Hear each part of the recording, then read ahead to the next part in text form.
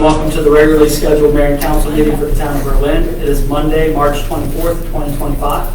Please join us in a moment of silence, followed by the Pledge of Allegiance.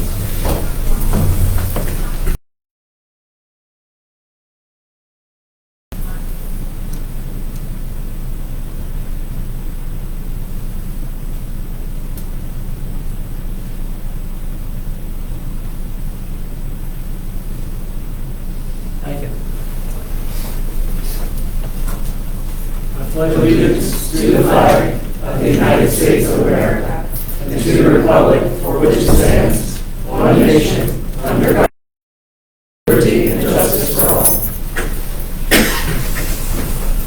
Thank you. The first item on our agenda this evening is the approval of the minutes from March 10th, 2025. Motion to approve. A motion by Councilmember Morris, a second by Councilmember Nichols. All in favor say aye. Aye. All opposed? Let the record reflect the vote unanimous with all council members present. Agenda item number 2, we have a series of proclamations this evening. We'll start with Proclamation 2025-05, and that's for World Autism Awareness Day. Whereas the month-long observation of World Autism Awareness is highlighted each year on April 2nd, a Global Awareness Day.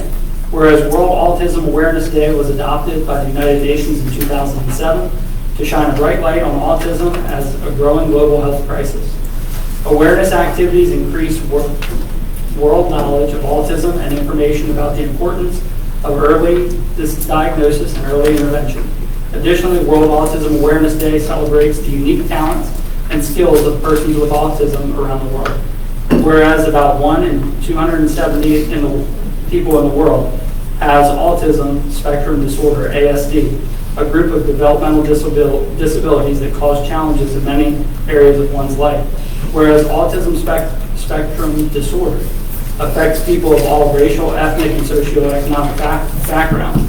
Whereas in the United States, more than 5.4 million adults are autistic, and 1 in every 44 children has been diagnosed with autism. Whereas autistic people continue to face obstacles when seeking employment, healthcare, education, and housing, and the immense contributions of people with autism are often overlooked. Whereas I call upon all citizens of the Town of Berlin to learn more about autism, to improve early diagnosis, to learn more about the experiences of autistic people from autistic people, and to build a more welcoming and inclusive community to support people with autism in their community of caregivers.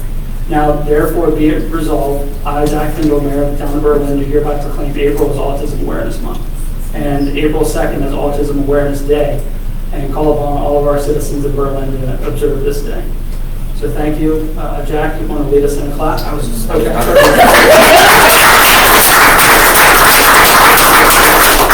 Thank you. And we just celebrated Down Syndrome Day. I noticed that our staff put together their socks and took a group photo, so I do want to say thank you to all of you for doing that. And, yep, Tim did the changing of the lighting downtown, so I appreciate it. Thank you so much. And if you want, I also have Autism Awareness socks. They are puzzle pieces. So Where a are puzzle they? piece I need those. is a puzzle piece is the symbol, I think, for autism. It is. Where are the socks? Because I need them. Well, I get them from, I'll send you the link, but it's what is it? There's a gentleman that makes the socks. I thought you meant you had them here. I'm saving them for April 2nd. What happens if I don't do that? You were handing them out. All right, we're going to do Proclamation 2025-06, and that's Take Pride in Berlin Week. A proclamation of the Mayor and Council of the Town of Berlin recognizing the week of April 21st to April 27th, 2025 is Take Pride in Berlin Week. Whereas the Town of Berlin, Maryland embodies the way of life of small town America while providing a modern lifestyle, and whereas the citizens of Berlin are proud of our community, our neighborhoods, and our neighbors, and whereas the organizations that call Berlin home are dedicated to maintaining and enhancing the many positive aspects of our community, and whereas the volunteer spirit of our citizens enables lasting and effective partnerships of people, organizations, commercial ventures, and municipal government to make our town a special place to live, work, and visit. Whereas our town boasts many characteristics that make evident the efforts of past and current generations to uphold the values of our citizens through stewardship of our natural, cultural, and civic environment. Now therefore be it proclaimed that the mayor and council of the town of Berlin do hereby declare the week of April 21st, 2025, the 11th annual Take Pride in Berlin week. Jack, you're up. This fair housing month. Jack, you're up. All right, that ends our proclamations. Now, I do have, before we go into David Davis, since you're here, and then we'll get into Mr. Lockwood. So, David, you want to come forward and we'll, David, you want, yeah, he is. You can bring your family forward too if you would like, and we'll all meet over here. All right. And who are these little gentlemen? Colton. Colton, nice to meet you. I'm Zach. Travis. Travis, nice to meet you. Nice to meet you. Come on. Yes. Oh, Travis has also been a summer. How are you? Come on over here. Come join us. So come on around to this side where everybody can see, because there are little cameras here in the front. So. Yep. Coming back this summer. He better. He better. That's all I gotta say, Sheikah. Let's keep your family together. You probably don't have that. So I'm not splitting you guys, all right? Let Sarah direct you. All right. So, well, let's talk for just a second, okay? Tim, do you want to talk a little bit about why we're here to celebrate David Davis? We know all about your achievements as far as education and the work that you do here for our electric department. Really, you're the main one on the team, and doing what you're doing with the meter school. So we can't do this without you. Quite literally, we cannot do this without you. So we're very proud of you, and you're a vital member of our team, and it's great to have your family here as well. So I'll turn it over to Tim, and then we'll. The reason we're here tonight is basically to award David Davis his certificates for graduating from the meter technician program. It's a 4-year program. It's about 8,000 hours of on-the-job training. There's all kinds of testing that goes into it. They go to school twice a year for about 4 years. And it's a very hard program. And David actually started employment with the town in September of 2019. He started the school on July 12th of 2021, and he officially graduated from the school, which was January 31st, 2025. He is our second apprentice that has graduated so far. We have another one that's going to graduate at the end of basically next week. That's going to be our third one. Well, we have 2 from Lyman School. Okay. And right, and Dave's 1 our from third, yeah. What's that? 2 from Lyman and 1 from me. Yeah, we have Caleb and Paul. Jacob. Paul. And Paul. Paul hasn't officially graduated. Oh, okay. He's, Well, he got a certificate. yeah, so but he's got about a week. Okay. Does Paul know that? Yeah. Sorry, Paul. Paul's got a certificate from school, but he hasn't received his state certificate. So he's got a little bit more to go. We won't let him in on that secret. No, He'll keep it moving. So I'm going to let you go first. If you'd like. Yeah, absolutely. So Alicia Dennis from the Maryland Department of Labor. I'm the apprenticeship navigator serving Wacomico, Worcester, and Somerset counties, and I have the pleasure of presenting your certificate of completion. So I have prepared a speech just in case. So thank you so much for inviting me and for being a part of this special event. And I want to just start by bringing greetings from and congratulations from our Governor Moore, Lieutenant Governor Miller, and Maryland Secretary of Labor Portia Wu. This evening is truly special. Not only is David graduating, or that he graduated, but he is the first electric meter technician graduate from the town of Berlin's Registered Apprenticeship Program. David is also the first apprentice to be registered by the town of Berlin in this occupation since their program was approved September 2023. Being the first apprentice is definitely special, but it also has, and it comes with its own pressures and expectations. So you've set the bar high for other future graduates that are going to come through the program. So you have worked several thousand hours on the job. You've attended and passed all of your required classes and your tests, and you led the way as the first graduate. And while we're all here to celebrate David, I think it's very important to recognize just how special his achievement is. So this room is full of people And this is just one part of a larger collective effort. We also celebrate the town of Berlin and its unwavering commitment to workforce development. The support from Mayor Kendall, the town council, and the entire community has been instrumental in making this apprenticeship program a success.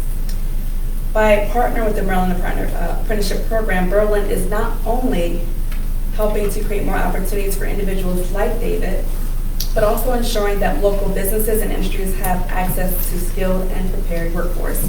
So this kind of partnership, that makes a real difference. One that fosters long-term economic growth and stability, not just for Berlin, but also for the town of Maryland, for the state of Maryland.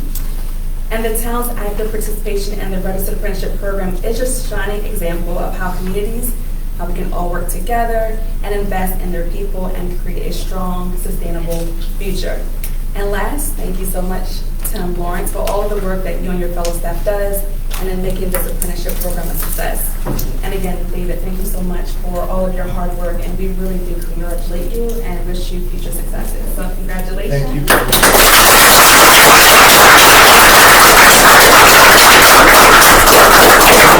Let's get a picture.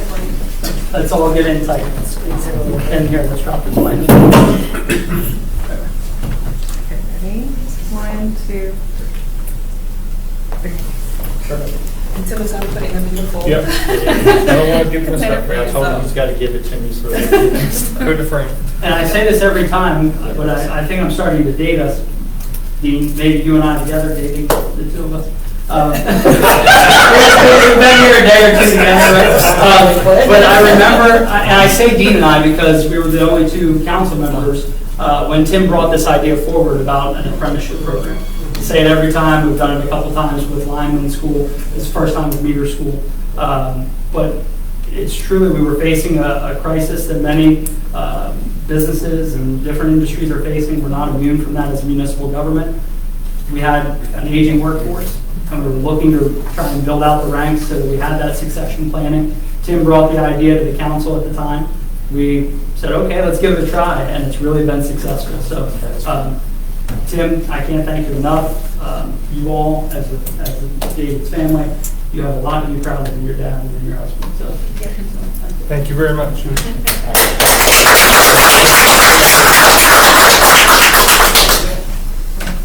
got a few things to give to Dave here, which I don't believe you may have seen them already.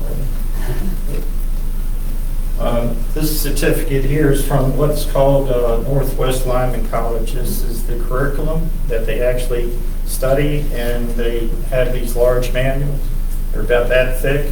There was originally 3 of them for the meter class, but I think it went before they added the extra step to it.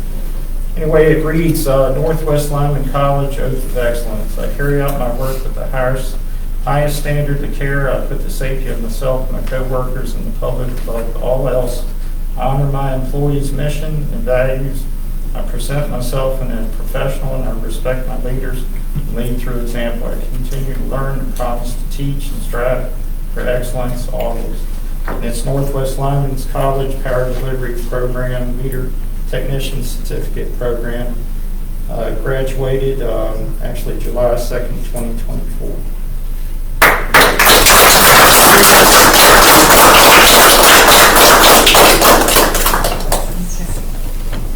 All together, and then can I get one of just your family too, like with mayor's ID? what do you want, Sarah? Yeah, Tim, Come on. get it, too. Just right on. There we go. Okay, thanks. I think we have one more. Yep, 2 more. Two more. You have a full deck. This is the certificate of completion awarded to David Davis. Has successfully completed Step 8 of the Meter Technician Apprenticeship Program presented by the Virginia, Maryland, Delaware Association of Electrical Ops. They are the group that actually administers the school, the class. Which they have very good instructors and they're very, very good teachers. Congratulations. Thank you very much. Oh, we can tag you. Come on in here with us. Come on. You, okay. You can get in. Come on. All right, ready? Let me get a little bit closer. You gotta be better. Thank you.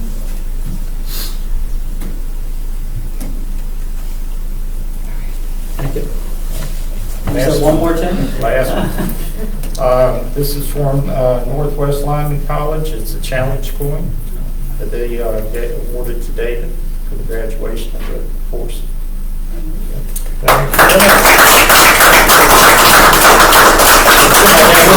take a picture with everything else, and I'll do one more, And then right? you can do one where you're like, everyone's holding one. Okay. Are we doing that one now? Yeah, let's do that. Who's holding one? Here, All I'll- together. You know, hold that up. Yeah, there we Need more go. hands. And that way. Got it? There you go. Good? Okay, good. Okay, that's so good. Ready? I Very want to see nice. this on the front page of the newspaper. There you go. Well, you got the right one. Right there.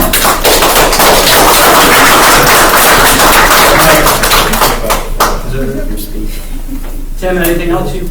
That's it. You're good? All right. I didn't know if you had anything else in the back. Thank you very much. Thank you. Great to meet you guys. Thank you. Congratulations. Thank you. Thank you. And Thank you. thank you so much for coming. Thank you so much.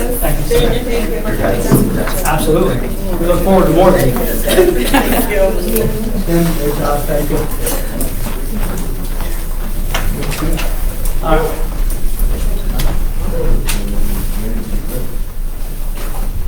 Oh, thanks, Kate. All right, let's see. There's one that is not on the agenda. Let's see. Proclamation. The award from Lockwood, Mr. James Lockwood. All right, so we did have a gentleman, Mr. James Lockwood, who served in our water department for over 20 years, and that he retired Friday, He was this Wednesday. this Wednesday. But we had the celebration last week, last Thursday. And I'll just read this into the record. So this will be presented to Mr. James Lockwood for his 22 years of service to the town of Berlin from 2003 to 2025. The mayor and council recognize James Lockwood, distribution and collections technician for the town of Berlin, and your 22 years of service to our town. We thank you for your dedication, your leadership, and your support to our community and the contributions that you have made to the Berlin residents, visitors of our town, which have been invaluable. Now therefore be it known that I, Zach Tindall, Mayor of the town of Berlin, on behalf of the council, staff, and citizens, do hereby pay tribute to Mr. James Lockwood for his 22 years of dedicated and honorable service to our community, and wish him very well in his retirement. So James, thank you.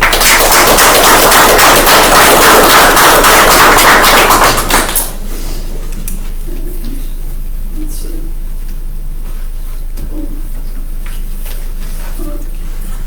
Up next are items for approval. We're on agenda item 4.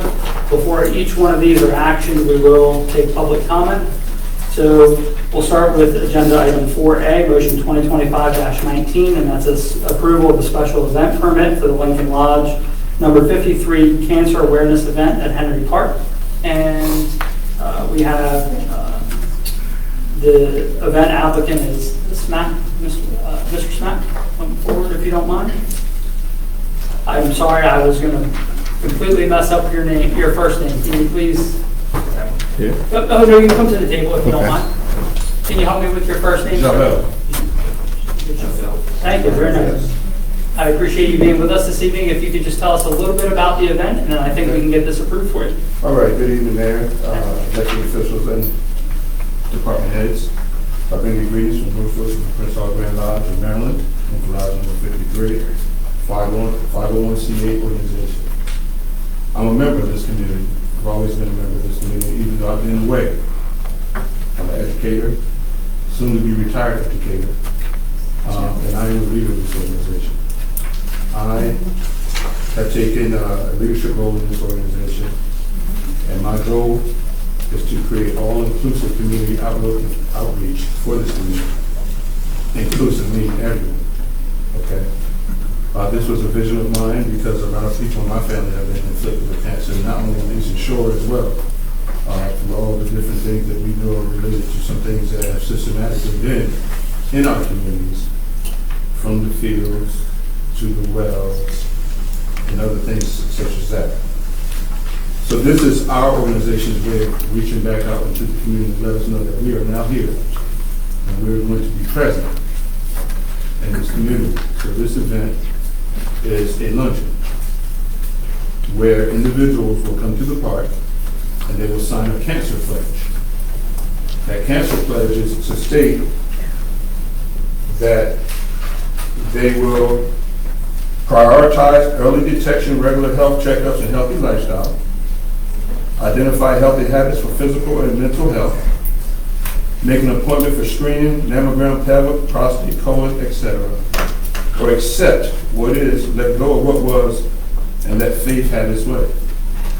You take this pledge, you sign your name, and you come over to an individual tent and you will get a lunch. Whether it be a hot dog, whether it be a hamburger, whether it be barbecue chicken, free. All this is done through our organization. So I have this letter for every member of the council, as well as the mayor, to read over, and you can see what we're all about. Because this event, I truly believe, is a start for us to really take hold of what we need to do in our community.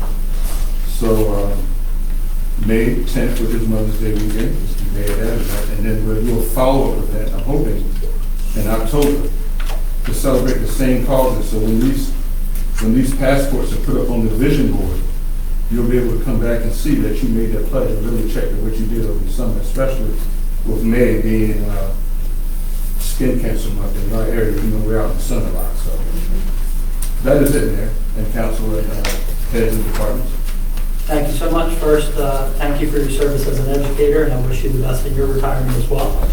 We'll turn it over to the council for any questions for Mr. Smack. Can I add one thing? Yes. What's not included in the meeting packet on the back of this event is It they gets a are little wider here. You might just want to handle the mayor and Yeah, I can just pass it. There you go. I'm sorry, Kate, one more time. They are nonprofits, so as part of this approval before you, they are requesting a waiver for the fees for this event. I'm sorry. Okay. Yeah. We are 501c8. I haven't gotten back from the one that is in charge of the state with that number. And you know, that takes time when you're dealing with someone over that side. But we are a 501c8 organization. Thank you so much. And we'll open it up to any questions for Mr. Smack from the council. Mr. Smack, I just have a quick question. This looks like a great event. I'm sorry. Yes, it is. Oh. I just wanted to, I noticed that you do have a rain date for the primary day, and you said that you're hoping to do a follow-up in October. Did you not want to look at a rain date for your October day just in case that event didn't happen? Oh, thank you, Rob. I mean, if it's possible, yes. Okay. Yes, I really truly want to do several things between the organization and the in between the lines. In between the lines is the program that actually runs the educational component, which is everything that you learn from athletics in between the lines, you can apply to life. Values, sportsmanship, citizenship, rights and wrongs. In every sport that you play, you will be able to find those values in between the lines that you can apply to a successful life and successful career. So with that, I forgot, I left out that they will be having a bag brawl for cancer. So that's, yes. Okay. So that is one of the components. So in October, it may be the athletic in between the lines component, probably be pickleball. Great. So thank you. for that. Sure. Well, thank you. I think that once we get to the point of a motion, that just include the possible rain date for the October one. Mr. Smack, I just want to applaud you for your efforts in bringing this kind of awareness to our community. Well done, sir. Thank you. It's very much needed, and I appreciate all your efforts. Yeah, yes, thank you. We're seeing a lot of need up here for permits. Mr. Smack, I just want to say, first of all, cousin, I'm hating on you real hard when you say you're close to retirement because, and second of all, I appreciate you taking the time out of your school day to make that drive back home, I'm on my way. to bring this back to the community. I will say, when I say cousin, we grew up like siblings. Like that's how we roll in Burdell Town. So this cousin, we were children together. He's just a couple of years older than me. So when he mentioned this and he was talking about it, just like you said, he's a teacher too. So being able to go to work this morning, get in the car, come here to present this, and then to come back throughout the week and what have you to make sure that our community is taken care of. Kudos to you. That's David. Thank you. Thank you. Any other council comments or questions? Splendid idea. Thank you. Splendid idea. Thank you for your leadership of this organization.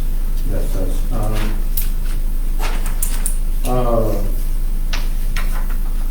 This is it's good for me to be able to come home. People don't even realize I've been in education 30 years, and I've never changed my license from 10650 Flower Street. Which used to- He didn't hear that. which used to be Route 3, Rox 192. Yes.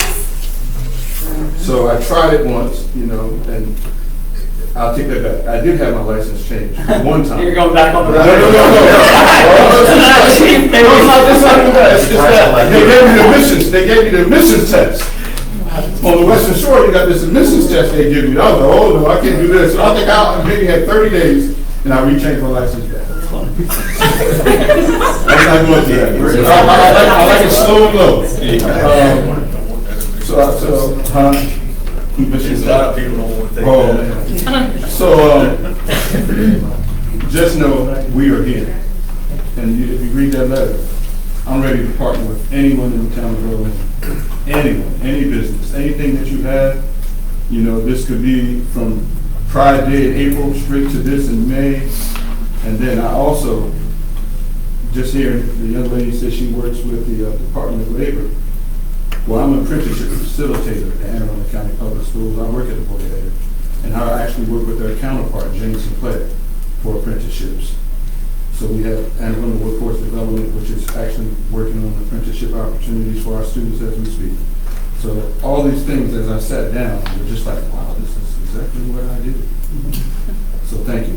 And if there's any others. Thank you so much. Thank you. We'll actually open it up to the public first and see if there's any public questions or comments. You can stay right with us for just a moment. Okay. Seeing none, we'll take action by the council. Motion to approve the event and waive the fees due to the nonprofit status and acknowledge the name. Thank you. There's a motion by Councilmember Nura, second by Councilmember Nichols. All in favor, say aye. Aye. All opposed? Let the record reflect that it passes unanimously. Thank you. Thank you so much, Mr. Schmack. Thank you.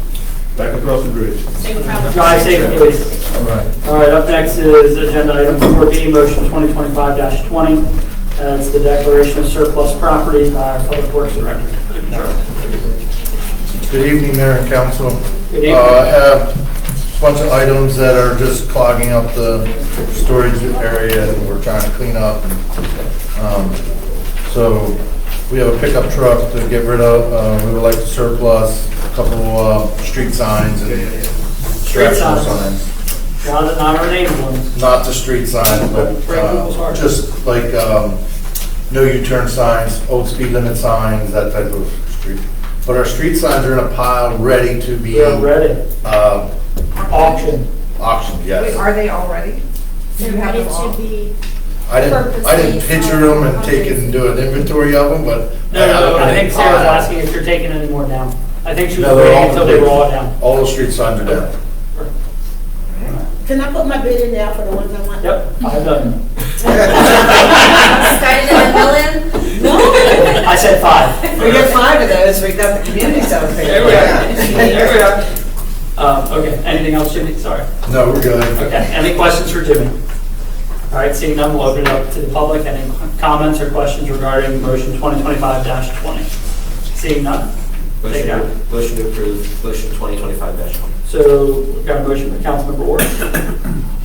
Second by Vice President Burrell. All in favor, say aye. Aye. All opposed, let the record reflect that motion 2025-20 passes unanimously. Thank you. Mayor, real quick. Yes. They will probably be listed this week, so we're not. You they're know, going on Gov Deals or? Yes, they will be going on Gov Deals hopefully by the end of the week. Perfect. So if you want a U-turn sign, pick it up. So this, correct, this items here will, I'll be getting with Lieutenant Fisher and getting them on to be gone. Perfect. Cleaning it up. Spring cleaning. All right, number 5, overview of the mid-year financial highlights for fiscal year 2025, and our finance director now is going to take a point on that. Thank you. Oh, I didn't realize it came forward.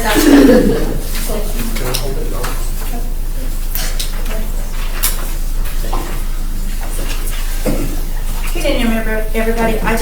First of all, I want to say thank you to everybody for being flexible and accommodating through my little bit of challenge traveling back from overseas. It's good to be home, thank you. I'm trying to do a little bit of different approach for our financial overview, especially for the mid-year, because the numbers are still arriving. We're not at the end of the year.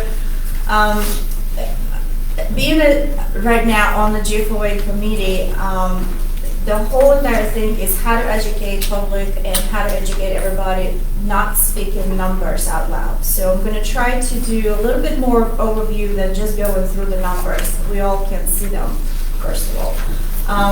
So as always, we start with general fund, and our general fund consists of all activities that cover operational for finance, administration, economic development planning.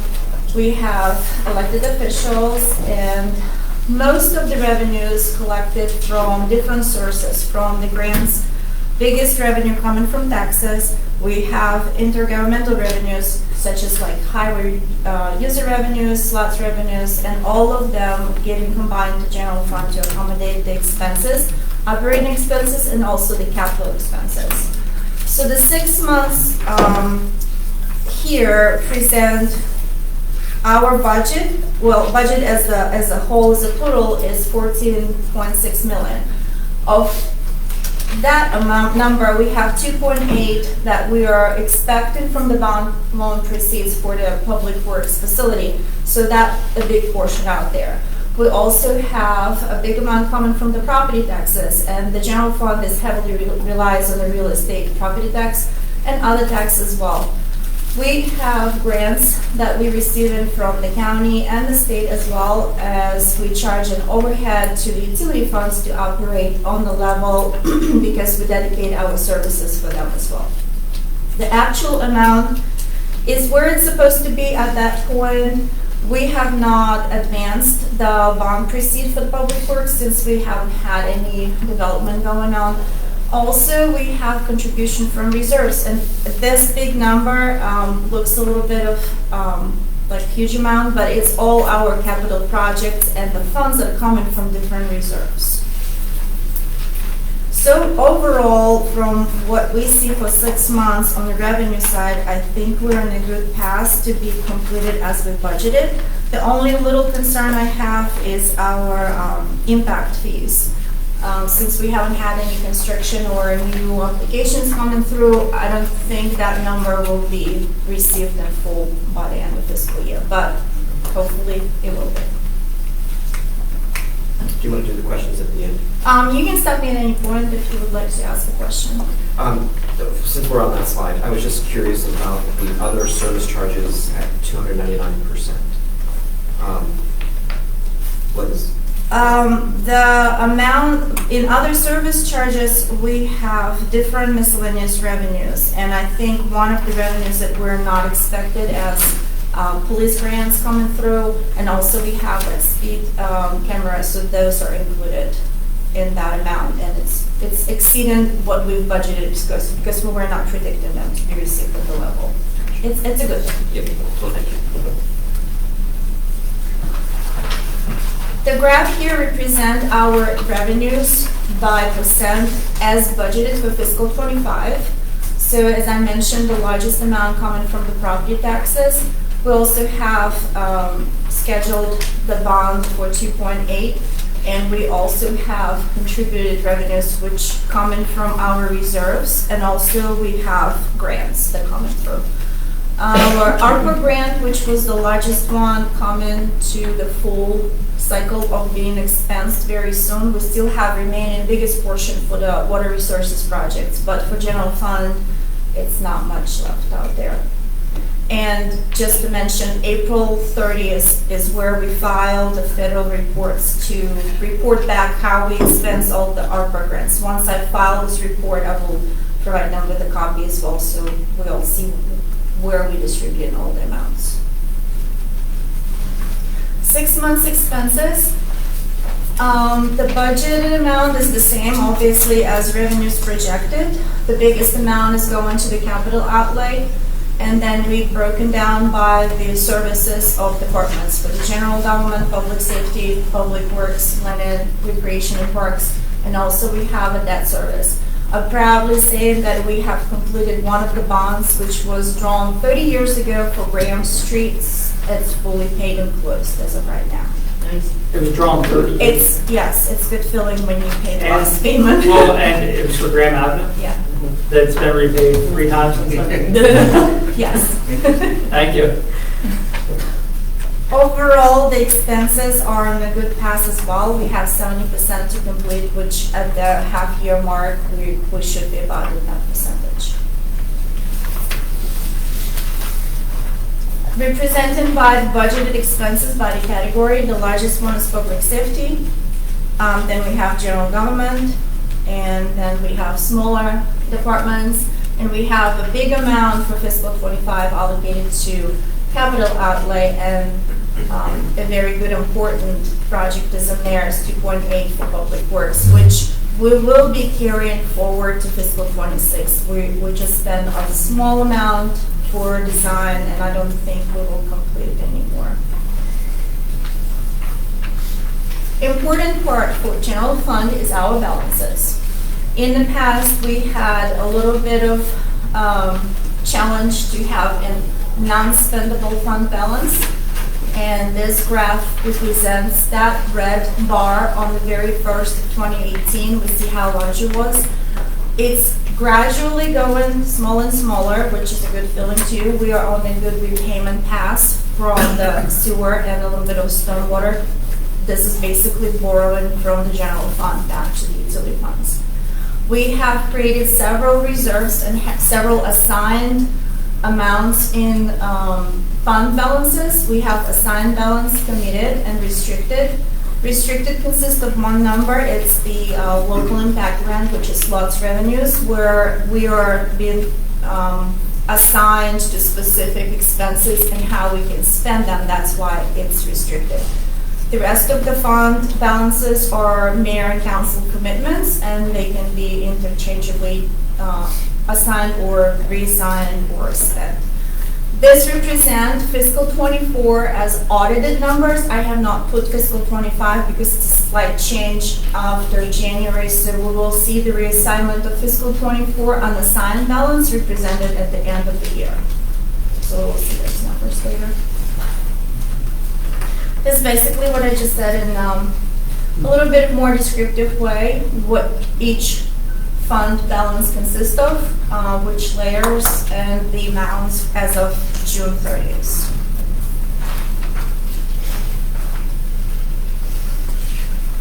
Projects and equipment that we have purchased and the projects that we're working.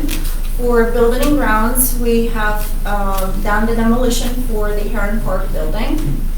Was a little bit of work started for community center. Police department have purchased vehicles and equipped them. Public Works building design was worked on for $12,000, a small amount. Public Works have purchased downtown trash receptacles with leads, and then for the streets they have some street pavings. They have purchased cat loader for $159, a pickup truck, purchased new street signs, and purchased a tractor. And then we have placed new flagpoles at the memorial for the parks. But Natalie, just to clarify, well, please clarify, the Heron Park building demo, it's in there because it's reimbursable from the grant. It is there. We have to report it as the capital, but the capital funding, the capital is funded by the grant, yes. And also the community center. And also the community center. And the community center, that small amount was covered by the fundraising from the flags, I believe. So, and a little bit of large study. amount was from the CDBG grant. Okay. So yes, this is a grant and slash fundraising.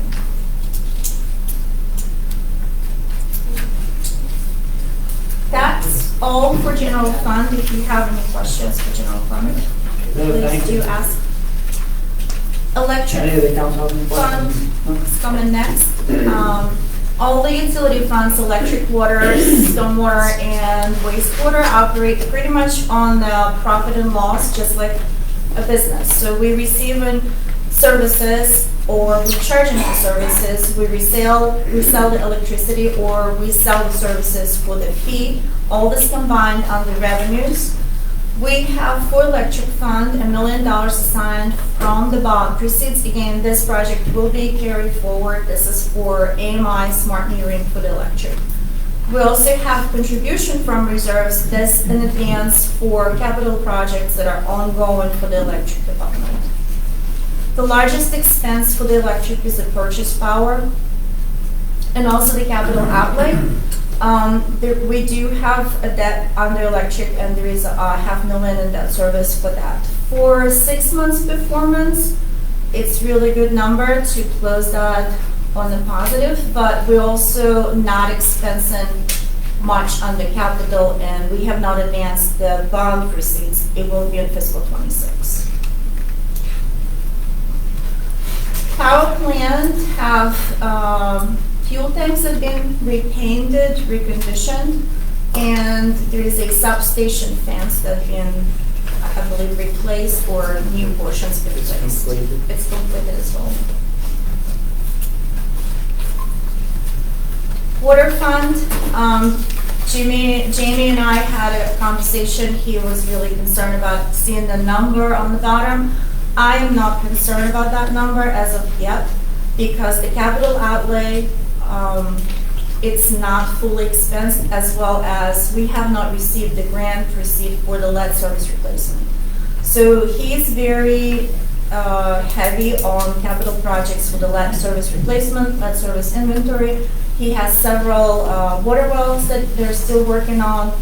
And once we get the proceeds from that, the fund should be in a good position. But revenue itself performing as we were projected.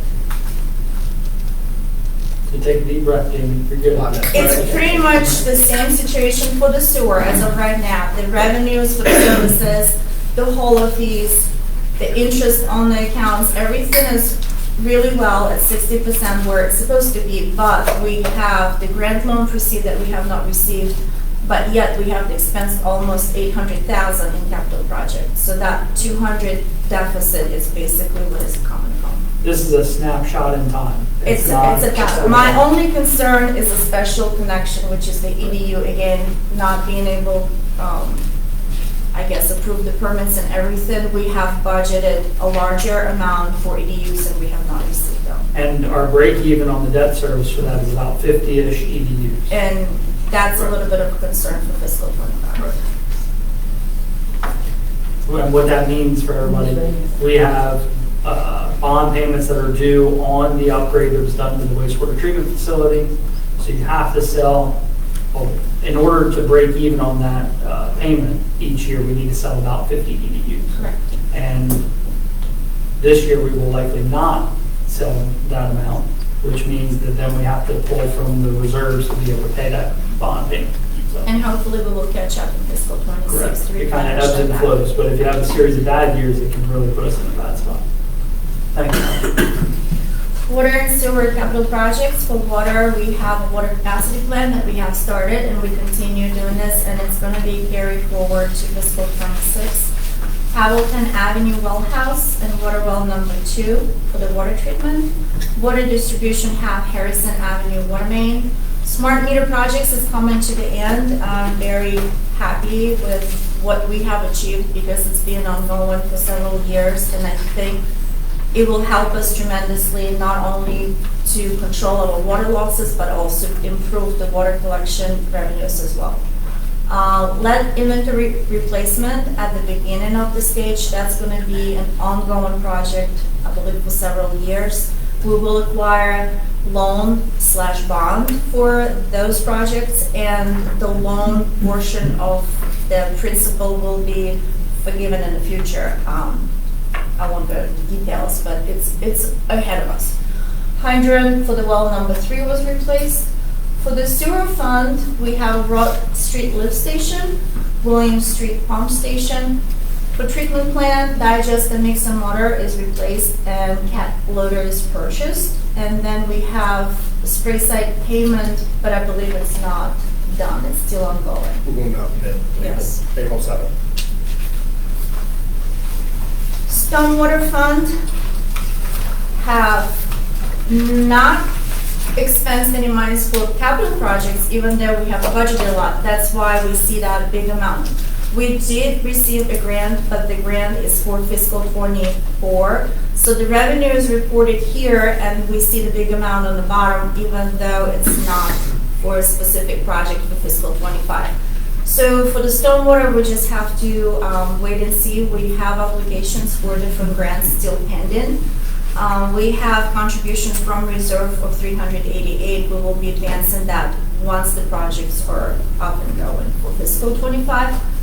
And for fiscal '26, we're working with EA as of right now to determine what needs to be done for fiscal '26.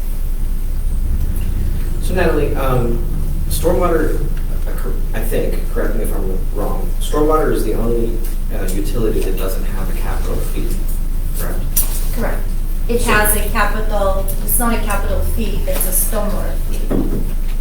The entire fee. So the entire fee is covered. For capital. It's Well, operations well, and capital. operational Yeah. and capital, but we don't have a separate capital fee on the stormwater, you're correct. Because think about the other funds, the way that they operate, they have a billable metric, right? Like, so you're billing for electric, you're billing for water consumption or sewer consumption. The stormwater side is an equivalent per household or based off square of footage square of the footage. commercial. So it's difficult to have that like metric of billable. Thank you. It is doable. It's Well- not totally not doable. Some municipalities I have looked in the past do have a separate fee, or they have a fixed amount allocated that go into the capital projects set aside from the full amount of the fee. So it could be potentially for discussion, but right now we have a full amount just allocated to revenue, and as fund closing, if we have a reserve, then we transfer it to the capital. Well, let's put a pin on another fee. But I do want, this is just throwing this out here, I would like to touch base maybe later this week, because I do have some questions on some of the verbiage on the contributions to reserves, transfers to general fund, only because sometimes when we get to the actual budget and the lines, it's a little, well, it looks like accounts are, to me, it looks like accounts are getting stuff from, we'll just say the general fund, but then they're giving it right back. So I just kind of want to sit down and walk through that, if you don't mind. Go back to the, if you don't mind, can you go back to the slide that showed our fund balance curve? Maybe that'll help a little bit. I'm not saying it'll answer all the questions, but if you look at the bottom bar, to me it's a darker color. That bottom bar is getting smaller because what that is your non-spendable due from other funds. So we talked about the EDUs when, well, I'm using this as an example, it's not all that, but when the debt payment is due on the sewer fund and we've not sold enough of those EDUs, the money has to come from somewhere. So it draws out of that account and then it hits the general fund. And that's where that bar goes up. So we've been doing well in managing the fact that you'll see a write down from 2020 to 2021. That's where we wrote down half of that amount. That's why you see the big decrease. But then over time, you see that slow trickle down because of the fund closes in a good position. You'll see that Natalie keeps that in the budget so that this year it's going to be what, 300 for sewer? It's 350, 300 for sewer and 50 for stormwater. So I guess the question is the verbiage of transfers back and forth. To simplify, from very long ago, sewer have been closing due to not enough revenue coming in and a lot of capital and debt services being paid. So the first thing the utility fund is looking into to close in a positive is general fund. So the general fund is like an umbrella over all, a roof. So it's been borrowing to close the fund. You have to close the fund to break even to zero. You cannot close the fund on a negative number. So now slowly sewer is paying back. That's why we have a transfer back to general fund. So for the general fund, not just to receive that amount and start spending it, I allocate that to reserve. So it's basically locked to go back where it come originally from. It does not get to distributed through different expenses. So once the stormwater or sewer transfers money back, it does not go to personnel costs, capital costs, or anything else. It goes back to reserves. Goes back to where it pulled from. Okay. Thank you, and I forgot to It's- say welcome back. Thank you. It's kind of hard to understand, but it's not actual cash transfer. It's just interfund. It's unpaid. I owe you So- that, I pay you back, but it's not like water is actually cashing out and giving cash. Here you go, Right, general okay, fund. so, all right, thank you, thank you, I'll look deeper into the And, budget. and just so. Let's talk about the budget just Yeah. in the, Okay. But just so the public knows too, like if you look at 2018, 2019, 2020, the reason for the write-down in 2021 is because each year the auditors come in the fall or the start of the new year, and they say, hey, look, you're carrying this due to, or due Balance. from, yeah, and you're not doing anything to repay it. So that's why the mayor and council at the time said, okay, look, we got to come up with a strategy for breaking this thing even. We realized that achieving that whole bar was not sustainable, really. So we wrote it down, and then you started to see that chiseling away to hopefully get it to zero. But it's something you just can't keep on the books. You gotta make an effort to be able to bring it back down. What you're saying, because we haven't sold enough, you need to use that number. I'm not saying, The I use that breakdown as will climb. I use it as an example, but don't get fixated on that. But understand that if we don't sell enough EDUs, then that money's gotta come from somewhere. That red column goes up and then top column comes down. so the sewer and water could potentially cover the debt cost. It's not necessarily Right, for could the happen. EDUs, but if everything is assigned to operational budget and the capital, the main part comes for the debt service, and we do say that EDU is the main source to fund that, but it's not always the scenario. We could have a lot of EDUs, but we have capital project that needed extra funding at the time, and we have not received the grant, for example, so we will close the year and then we'll receive the fund later. When does that bond retire? Which one? Sewer? Oh, Stewart has multiples, it's not just Oh. one. Or years? It's most of them 30 years, and we're still paying for the initial wastewater facility Okay. when it's been built or extended. Yeah, it's leveraged. So then, to peel the onion back a little bit, in areas where we can make progress, like what we're doing with the Maryland Department of Environment, and really the Maryland Department of Ag as well, to try and help move that meter placement and prolong the ability to have to, like, do an upgrade on the system. Yeah, because then it just throws the whole thing. You gotta sell 50 EDUs, now you gotta sell 80, 90, you know what I mean? And it jacks up the EDU cost per unit. It has a whole ripple effect, so.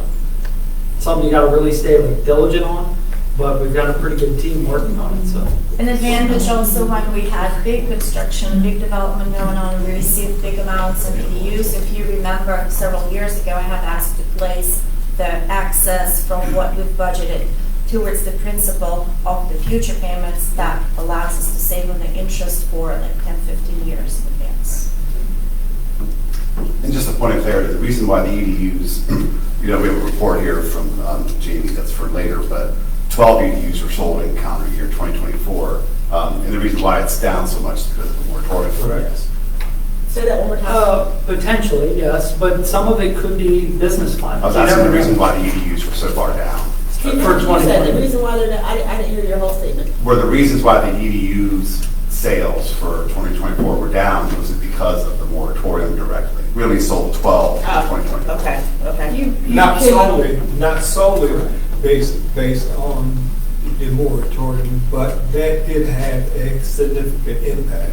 Man, I just heard you projecting with a microphone. I was like, where did he get a microphone? 1, 2, 3. So you have been trying to keep it from it. I see, I got you. Self-preservation here, Mayor. What's that? I'm sorry. Self-preservation down there. I see that. One more question for Natalie. Do we have a separate cost for residential versus commercial EDUs? Same price? No, it's the same amount. Residential, normally it's one per standalone home. Dual use. Yes. Right. And then commercial is Based on square calculated footage. based on the gallons of use. And I always wanted, sorry, Jay, were you? Okay. I always want to say thank you for the, because way back in the day, I always said that, I personally like the graphics.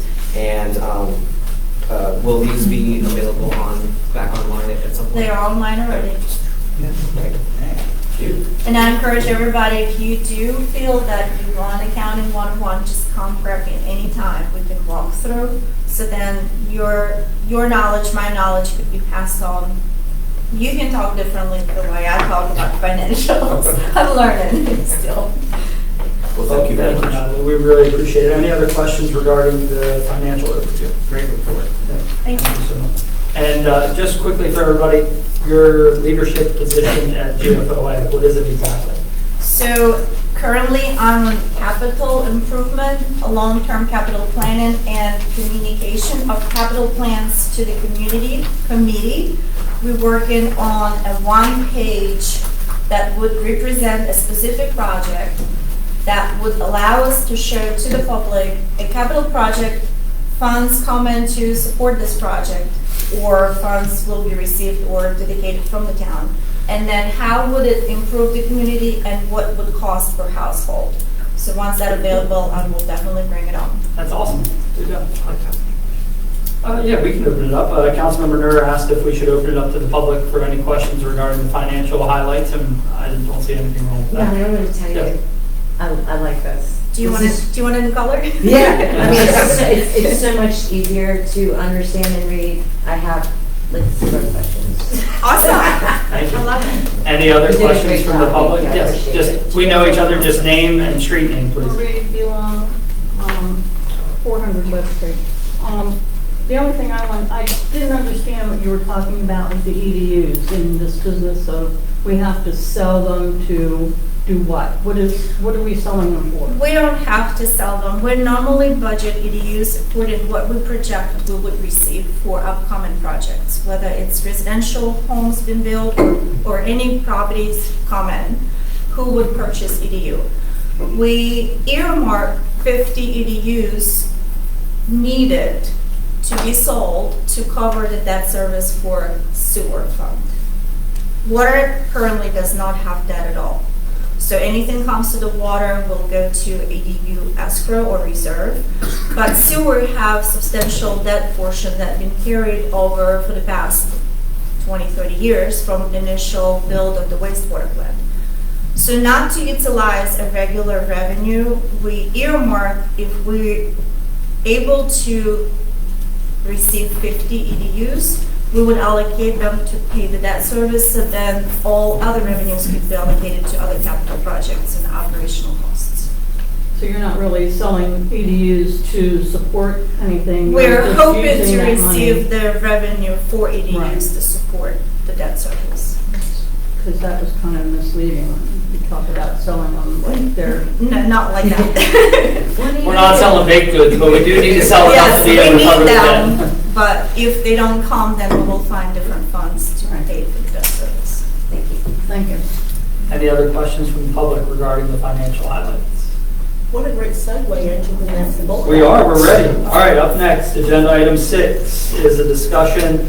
So we had an agenda item on in one of our previous meetings where the existing policy of the mayor and council in the town of Berlin is to be able to finance up to 5 EDUs. With that, there was a mixed opinion of the council. Resulted in a tie vote that I had to break, which I don't like to have to vote. And with that, I think that it's a good opportunity for all of us to be able to have a discussion together. I would like to wait until Steve's back, all right? And then open it up. Really, the reason I put this on here was following the action of the council. I felt like we needed to maybe clarify the town of Berlin's stance. So that's really why it's here. So it's open to all of you, whoever wants to start. May I start since Yeah, go I ahead. wasn't able to be here that night? I'm sorry, can I just say one thing really quickly? I think that part of this discussion, things have gotten overlapped that don't really belong overlapped.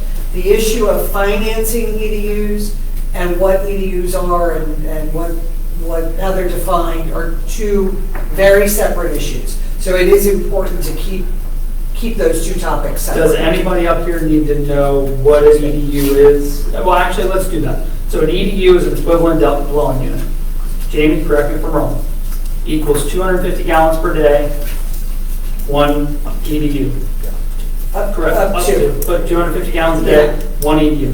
The council has a one sheet from Jamie. And if you look at the upper right-hand corner of that, it has 0.750 million gallons per day.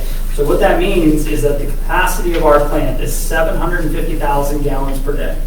So if you take 750,000 divided by 250, it gives you 3,000 EDUs.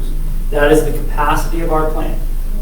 If you then take 3,000 EDUs and times it by 0.90, 90%, that is all you can really sell, correct, Jamie? Yes. If you times 3,000 by 0.80, when you hit that mark, you need to at least be planning your project for expansion. You hit 0.9 of the 3,000, you need to have a shovel in the ground. Right? All clear on that? Yeah. Now, if you look down at the bottom of the page, bottom right, 1,485.77 EDUs. That is how many we have available, correct? At this time. For sale at this time. That takes into consideration the amount of EDUs that are being serviced when everybody's flushing their toilets, taking their nightly shower, brushing their teeth, all factored in. It also factors in the ready to service. So that's a vacant lot that is paying the minimum bill for water and sewer to reserve the right to an EDU. That's the ability to say, Jamie, come over, I want to make this thing active. All right? That's in this number that still has 1,485.77 EDUs available. This also takes into consideration the hauler fees. So you'll see that in our budget. What that means is that when people come and bring their sewage to the town of Berlin for processing over at the treatment plant, that is factored into this equation, okay?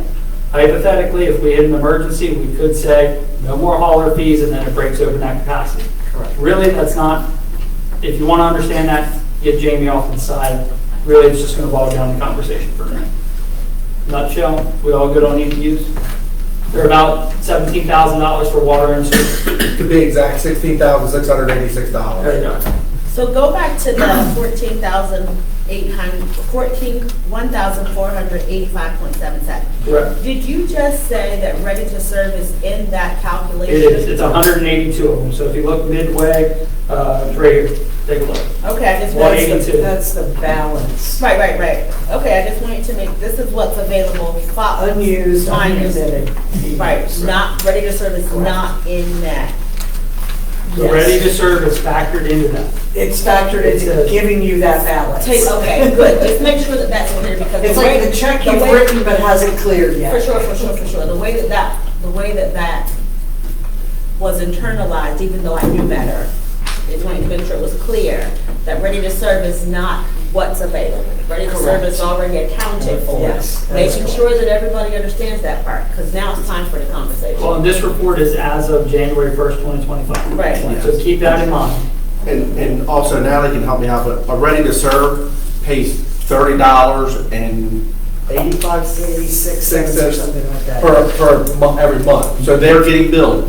This Yeah. money is billed back into the water, into our budget. Right, well, I wanted to make sure we discussed that, because there have been several people who have said, whoa, I've been looking at a piece of property, and they've included a ready to serve. Why is that, what does that Well, mean? so- So hearing you say that. So I'll give you a little back history real quick. I don't want to muddy the waters too much, but back in probably 2006, EDUs were only $8,000 an EDU.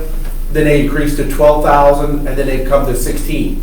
So if that subject has been paying ready to serve on that since just say 2006, that they only have to pay $8,000 for that EDU. So a lot of people have the 182 might be locked in at the real cheaper rate. Right. So we have to still honor that because they were locked in before the price increase and all the upgrades. For sure. But if that lapses, that allows us to then say, okay. Yes, if they miss a payment, then it goes back into the thing and they have to pay the $16,000. Start over again. Right. So let's talk about this EDU financing policy. Go ahead. You can kick off the conversation. Yeah, thank you so much. I appreciate that, because I can tell you I was not here And I was trying to be kind to you guys because I didn't break the temperature that day, but I was at home typing away. You couldn't see it because you all were here discussing, but I will tell you, when you stated during that meeting, had all parties been present, there might have been a difference of what had happened. I said spot on because I can tell you. Well, you and I talked. I knew there was. Yes. My thought on this, and I'll be quiet and then let you all move forward with this. My thought on this EDU financing policy, I do believe that we are at a place in the town of Berlin right now where we don't need that. I don't think that we do. Even after Natalie's conversation, I hope that nobody out there feels that, wait a minute, we need these EDUs to break even. And I'm glad that she cleared that up because at the end of the day, financing them, or this EDU finance policy, I know some people have been stating, oh, well, wait a minute, we're not bankers, we're not brokers, we don't finance things, we shouldn't be. I can't speak for what happened before I sat here, but I can tell you today in 2025, we don't need to be financing anything. No. Not for anybody that wants to come in this town to develop anything. I don't care if you're new to the development game or not. When you come to the table ready to play like a big boy, you need to bring all of your big boy game with you and not come to us asking for this town to finance. That's not what I don't feel that we should be in the business of doing that any further. I don't think so. Maybe at the time that it was in place, may have been needed because, I mean, if we go back to when it happened, what was this, 2019, 2016? 17, at a time where there wasn't a lot of growth in Berlin at the time and whatever else. But right now, I don't want to jinx it or anything like that. I think that we're in a healthy place of growth. Am I wrong when I say that? That we're growing at a healthy rate right now?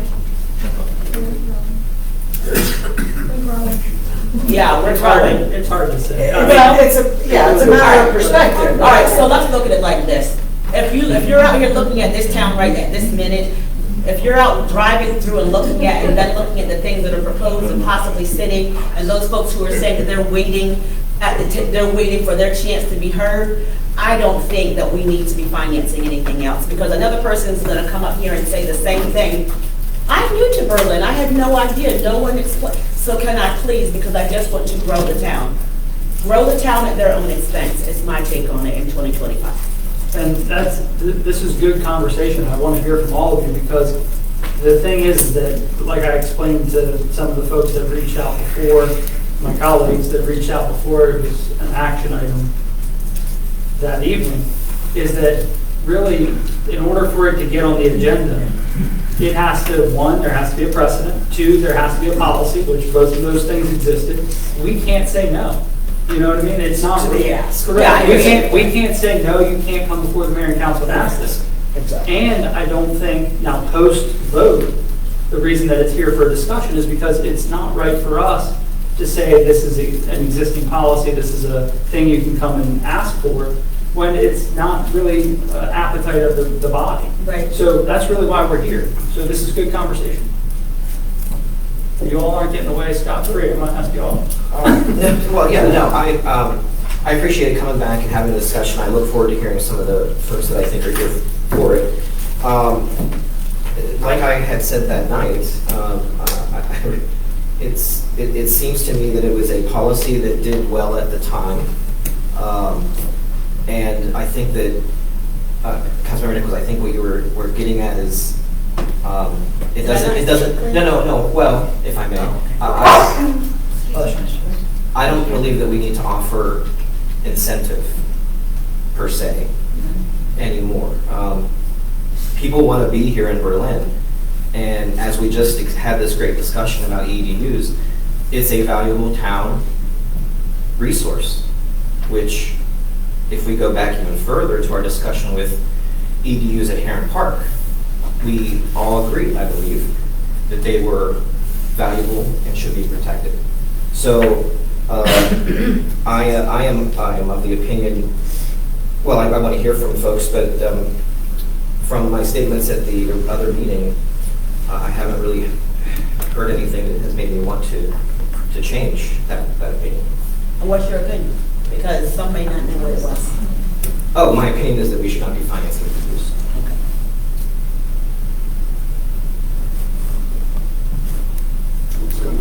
Right, Steve. So this policy was 8 years ago. It's not like it was the Stone Age, we'll say. So I think that, you know, we do have a report that shows there were 12 EDUs sold in 2024. So I supported the vote 2 weeks ago because that building was built. It's built. I think that to allow the man to put in the units in there was the right decision. I think the policy that's in front of us right now is poor. You know, it talks about, you know, connection to public water and sewer systems for existing developed properties which are currently served by private well and/or septic systems. So, not really.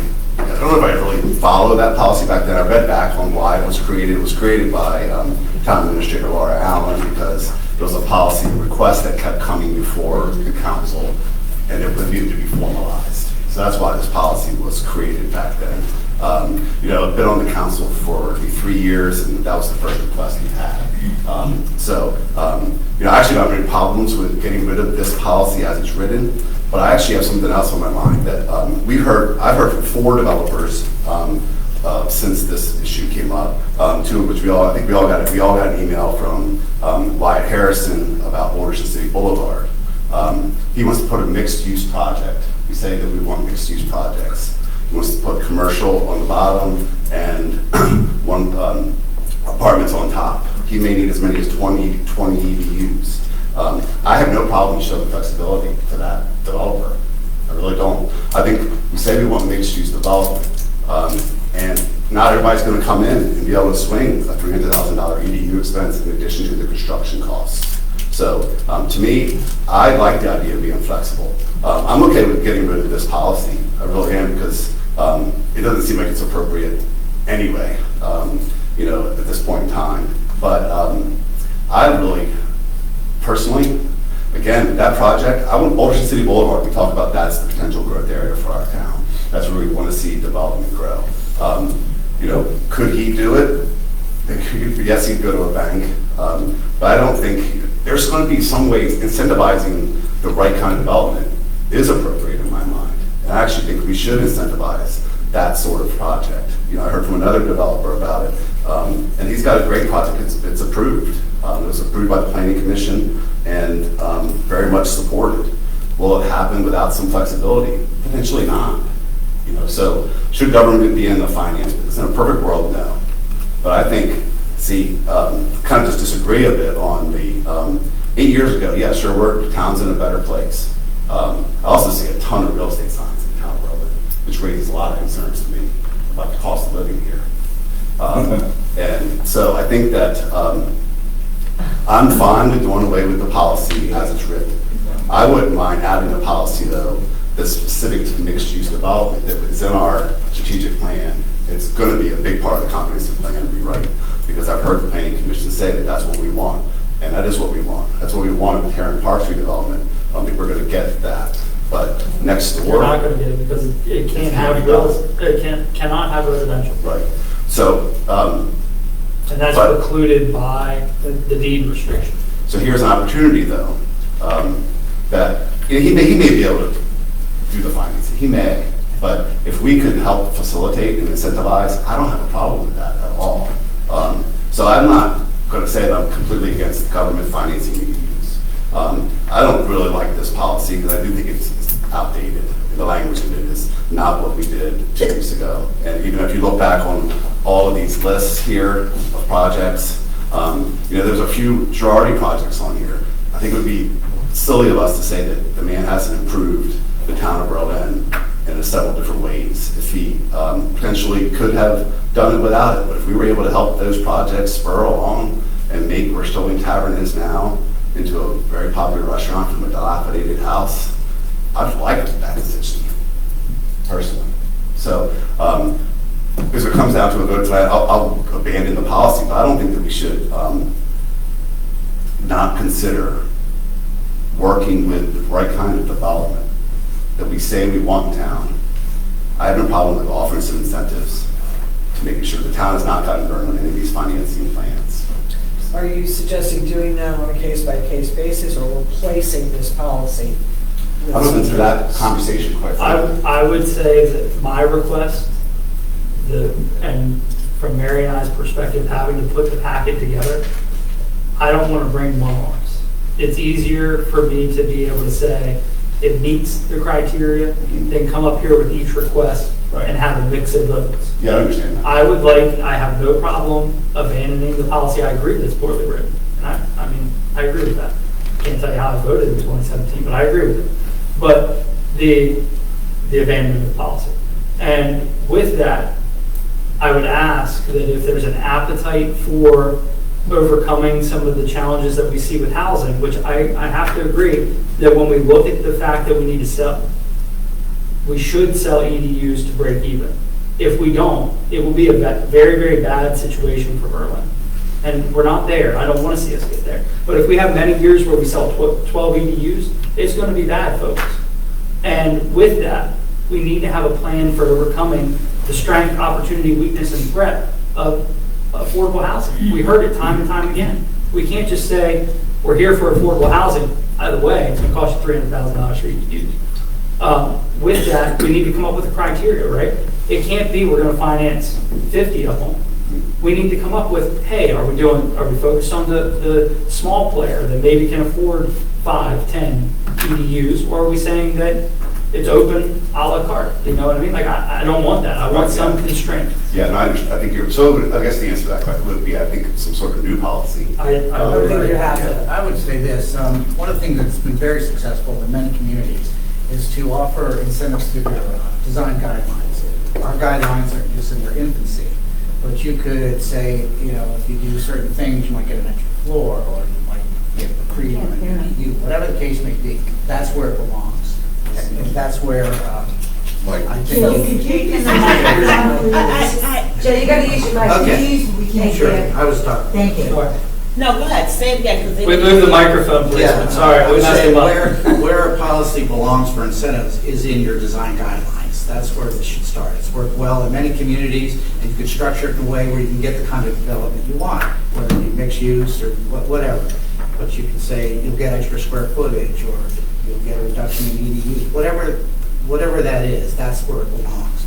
I initially supported this case that came before us because we had the policy. It was taken on a case-by-case basis. It was never abused. All the previous people that took advantage of it clearly paid it back or are paying it back. And the individual applicant was not adding additional space onto his building. He was using space that he already had. So I thought it was fair and reasonable. I do too agree that this policy is archaic. It definitely needs to be revised. But again, I would, that's where we're working. Let me say that I voted against the issue from the last meeting. And yet my reasons were twofold. However, my primary reason was because the developer was adding multifamily dwellings to what I feel is an already exhausted area related to multifamily dwelling. That was my biggest issue with that project. When you look down Best Street, and I'm going to use the east side of the town of Berlin, multifamily dwellings have been done, I feel, to the max. We should not further impact the quality of life on the east side of Berlin by jamming more multifamily dwellings in that limited space. That's my biggest issue with that project. However, when you talk about this policy, I think if this policy is going to be used to facilitate affordable housing in the town of Berlin, I think it is a good thing. But to subsidize fat pocket developers, I am not in favor of. We should not have the taxpayer dollar subsidize those folks that come to town with these grand ideas and don't have money to facilitate them. Maybe they need to wait and do what they can afford instead of asking the citizens of the town of Berlin to subsidize my EDUs if I am a developer. I think in all fairness, it's not really a subsidy at all. No, it's not really a subsidy, but you're putting taxpayer money out first. No, that is one thing that is not correct. Because when we, and respectfully, hold on 1 second, the 1,485.77 EDUs, it is capacity. We are selling slices of pizza. And the slices of the pizza are paid for already by that bond. So the taxpayers of Berlin are going to pay that bill, whether we sell 1 EDU or whether we sell 100. We have to pay that every single year. So now the difference is that if we can bring somebody to the table to buy an EDU that satisfies that slice of the pie, they are paying that full cost. There is no subsidy, to Jay's point. They are paying a premium because they also pay the staff time that it takes to manage the administration of the financing. I'm not arguing that I like the policy, but it is not a subsidy. Or a taxpayer dollar. Or no taxpayer dollar capital outlay. But they're not paying it at one time, they're paying it overtime. That is correct, but it's no. It doesn't cost the town Correct. anything sitting there. They're paying it overtime is what I'm saying. Yes, For you're, me, you're correct. may I? Absolutely. So there are a couple But things. hold on, Ms. Girl, you still going? Yes. Arthur? It may not be a subsidy, but it really puts a bad taste in my mouth to have some big pocket developer come in here and say, I'm not gonna give you the check for $60,000. I'm gonna give you the check for $5,000 and pay you over time. I don't get the opportunity. If I'm building a home, I don't have that same flexibility. So my question to the body would be, how, I think we're focusing on big developers. How, in the context of this, and we have things, well, we have this existing right this very moment, where single-family folks need to connect to the system because of a failing septic. And it's been the policy of the mayor and council to say that if we have existing capacity and right there on the border, we will consider that and go through the annexation process, but we will consider that. So now, my question is to this body, do you feel the same way for the person that comes to us and says, I'd like to finance a residential EDU to tap into the system because I can't pay the roughly $17,000? Do we do that?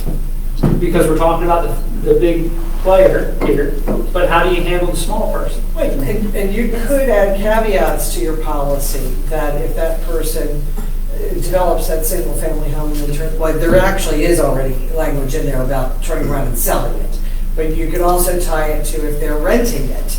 There are ways to control if a single property owner wants to build or add or improve a single-family dwelling, but they have to be the owner or occupier. There are ways to address that. Yeah. Well, the other thing, sorry, Shanika. Go ahead. The other thing is, if in the Maryland code now, that if the municipality or county has a water and sewer running by a piece of property, the county will not assign you a new septic system permit. So you have to keep that in mind. I mean, we run out on North Main Street.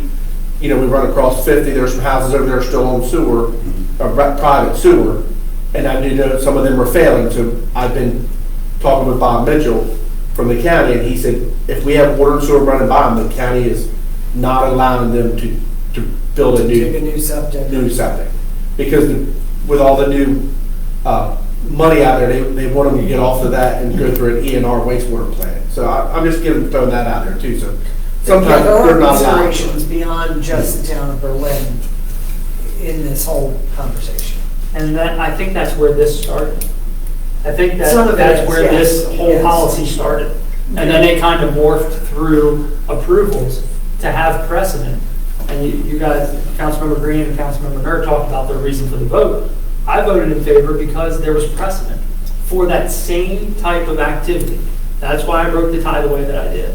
I also agree with Vice President Burrell, and I know there's some people in the audience that have talked about the overdevelopment of Flower Street, R3, R4, in the Flower Street neighborhood. I agree with that. But I think we need to tackle that in the comp rewrite, and I think we need to tackle that through the overlay district. I think that those are very real conversations that need to be had. However,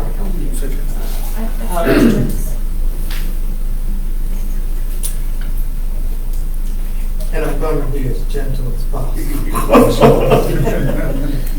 However, this is my vote. Right. And I will, sitting here, I will not vote in favor of any multifamily dwelling activity or event on the east side of Berlin. And I respect that, and I agree with you in many ways on that. And what I'm saying is I want your help fixing it. That's what I want. I don't need your vote. I want your help fixing it. So I made some points on what was said by the group after I spoke. So we talked about affordable housing. And you know, I could throw a dart at affordable housing because when you say affordable housing, affordable to whom? Attainable housing. Attainable. That's true. Okay. But in our strategic plan, it does say affordable. Yeah, go ahead. But So affordable and attainable are not the same. Affordable is what is needed here, and that is not what's going to happen right now. I will tell you, the guy who was here, and I'm going to let him go in a second. The guy who was here, he pulled those purse strings of affordable housing. He pulled that because he knows that that complex he has is affordable. And it's right there in the corridor that Mr. Burrell is talking about that's oversaturated. And then he also got us again because he had somebody working with him who's a native of Berlin. I get all those things, but that is still, his complex is still not, if you go and you look at what his rent is in that facility, affordable to whom? That is the question. Let's go to that. Then we go back and we talk about the developer who's talking mixed use, and Steve stated mixed use, and that's our love language right now. We're talking about giving design incentive or guidelines to people who are working on what we're talking about. Listen, you know, like I know, the Pied Piper of Van Zandt can come here tomorrow and speak to us about what we want. And then and if that's what we're gonna do, then everybody that's listening, everybody that knows what we're talking about is gonna start talking mixed use. Exactly. They're going to do that, and that unit upstairs, and you know, like I know, because we had this discussion with the possible owners of that property over there at Herring Creek. No way in the world is that going to be affordable for anybody. That guy told us that. I'm not putting names out there, but he stated, in order for us to do this and to make it equitable for us, that unit upstairs is going to cost X amount of thousands of dollars for that person to live there a month. So when we talk mixed use and possibly helping the people who are looking at affordable housing right now or mixed use dwellings at the moment, I can't see supporting that or anything like it because, again, that puts us at a place where Berlin is outpricing the folks who live here, the people who want to live here, and only making it affordable again for the developer and those from outside coming in. And I'm not saying that I'm not for people moving here, but when you take the people who live here and who are trying to maintain, and you're putting them out because this guy is speaking to us the way that we want to hear him right now, and affording him design guideline privileges because he's saying those things. All I'm going to say to you, and then I'm just going to say no more at the moment, is that daggone Mike Hotel. And that's all I'm saying about that. He met design guidelines, and he was well within, and look what we're stuck with. He met the code. But do you see what I'm saying? All of it, he did. But does he need to be there? Again, and I'm leaving that right there because that's a whole kerfuddle in itself. Mayor, can I just... And that's me. I'm sorry. Sorry. So the whole entire financing policy was created in the past not to deal by case situation. It was basically to help to attract the new development, and that's why it's capped at five EDUs only. Anything above for commercial and larger development, multifamily, even if it's an affordable housing like Cannery Village, for example, it was not applicable to that. That's one thing. If you would consider to keep the financing policy, my suggestion would be to allow to finance EDU only if it's paid now and will be utilized later once the payment is complete, and not to provide an EDU and finance it when the project is already started.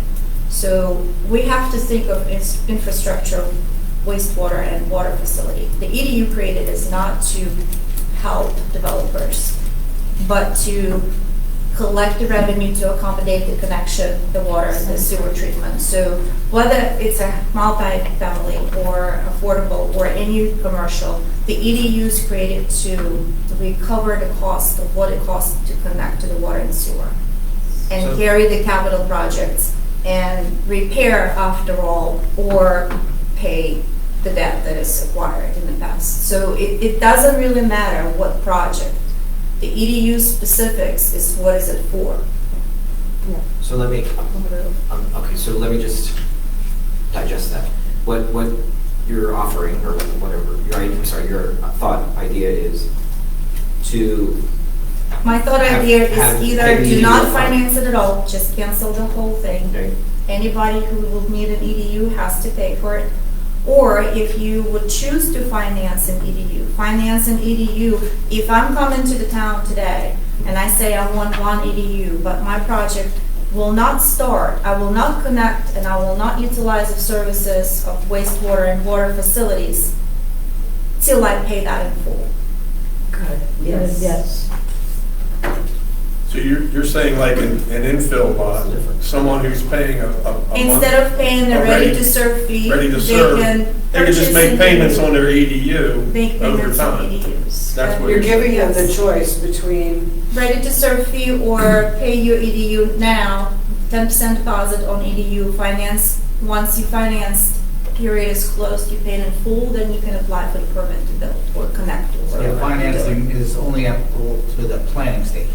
To the planning stages and not an actual utilization of the wastewater facilities. you're giving them the choice, finance it and delay your project's construction by 5 years, or however long the term is, or pay for it now. That's your choice.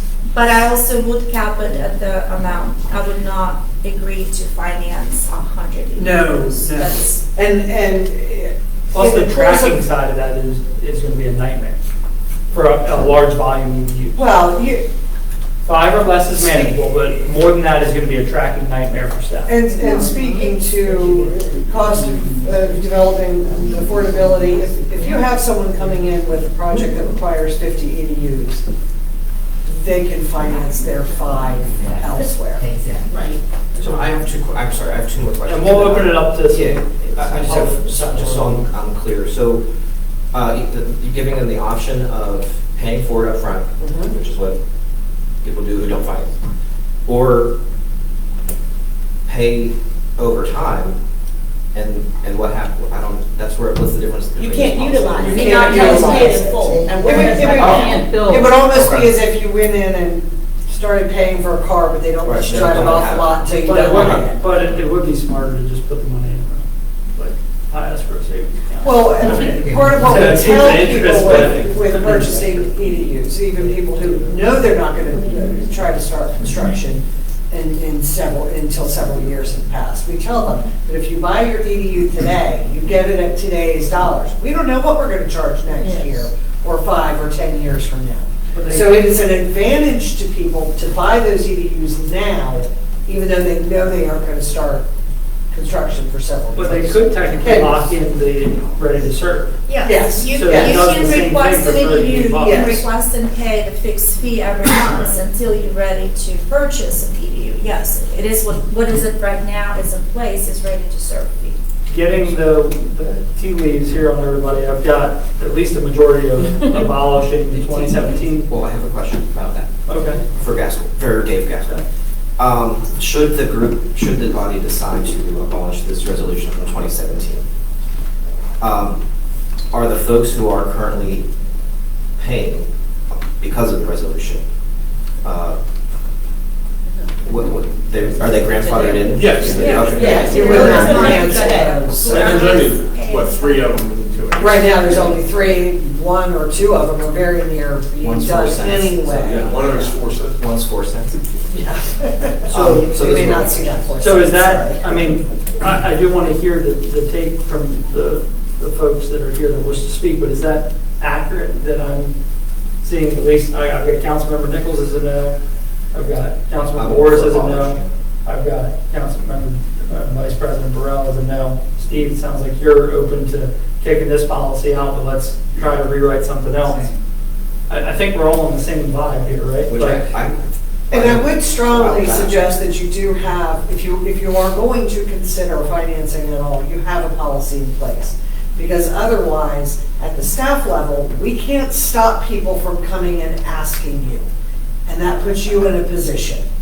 So if you have a policy that says, we will consider EDUs under these circumstances, that just makes everyone understand what the...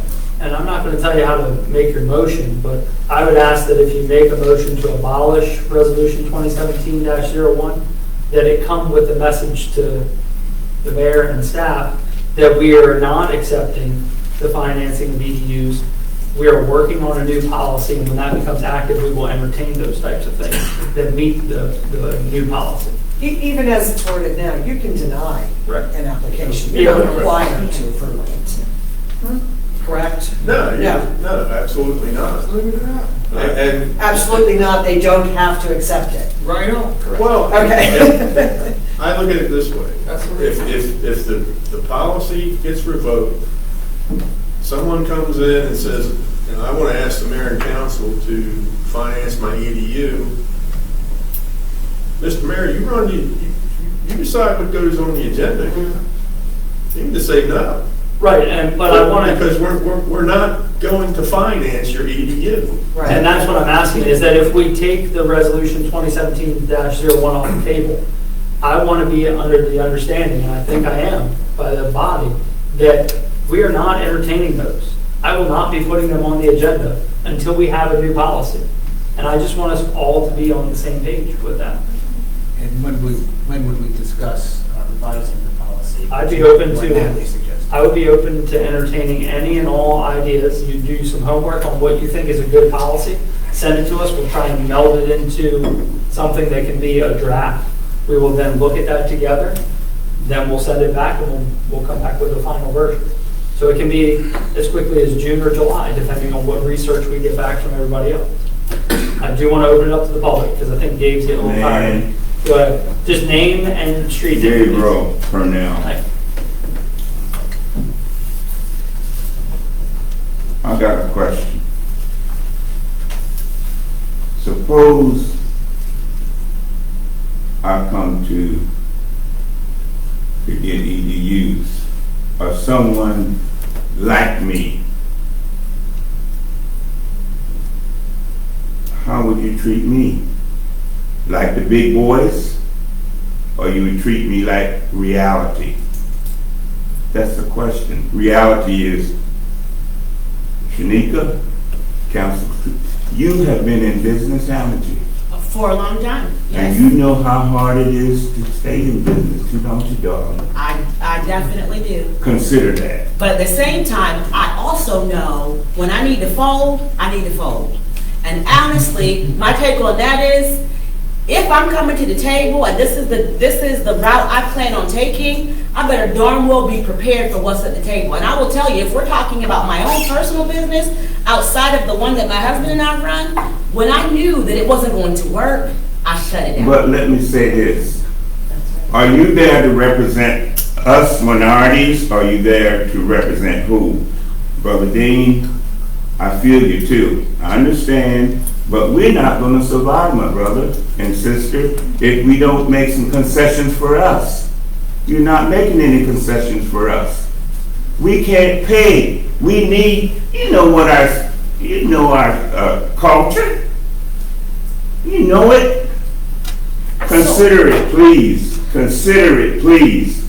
Please consider it. You know what? On the end, Mr. Green, you on point. You on point. I don't know why the mayor's saying he broke the vote. He knows it's a great. Guess what? I'm trying to develop a little something on the east side. Something I think we could use.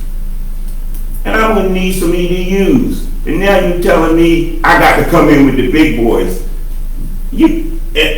I supported you. I sent all my people out to support you. You know we did. So, Mr. And all I'm saying is, look at our reality, baby. That's all I'm saying. Look at our reality. You're looking out of some other lens. It's not our lens. So listen, the lens That's all I'm saying. I'm not saying consider it. Definitely the same Consider it, Mr. Green. Hold to it. Mayor, make some considerations. You know the deal. Maybe some of the others don't, but you know the deal.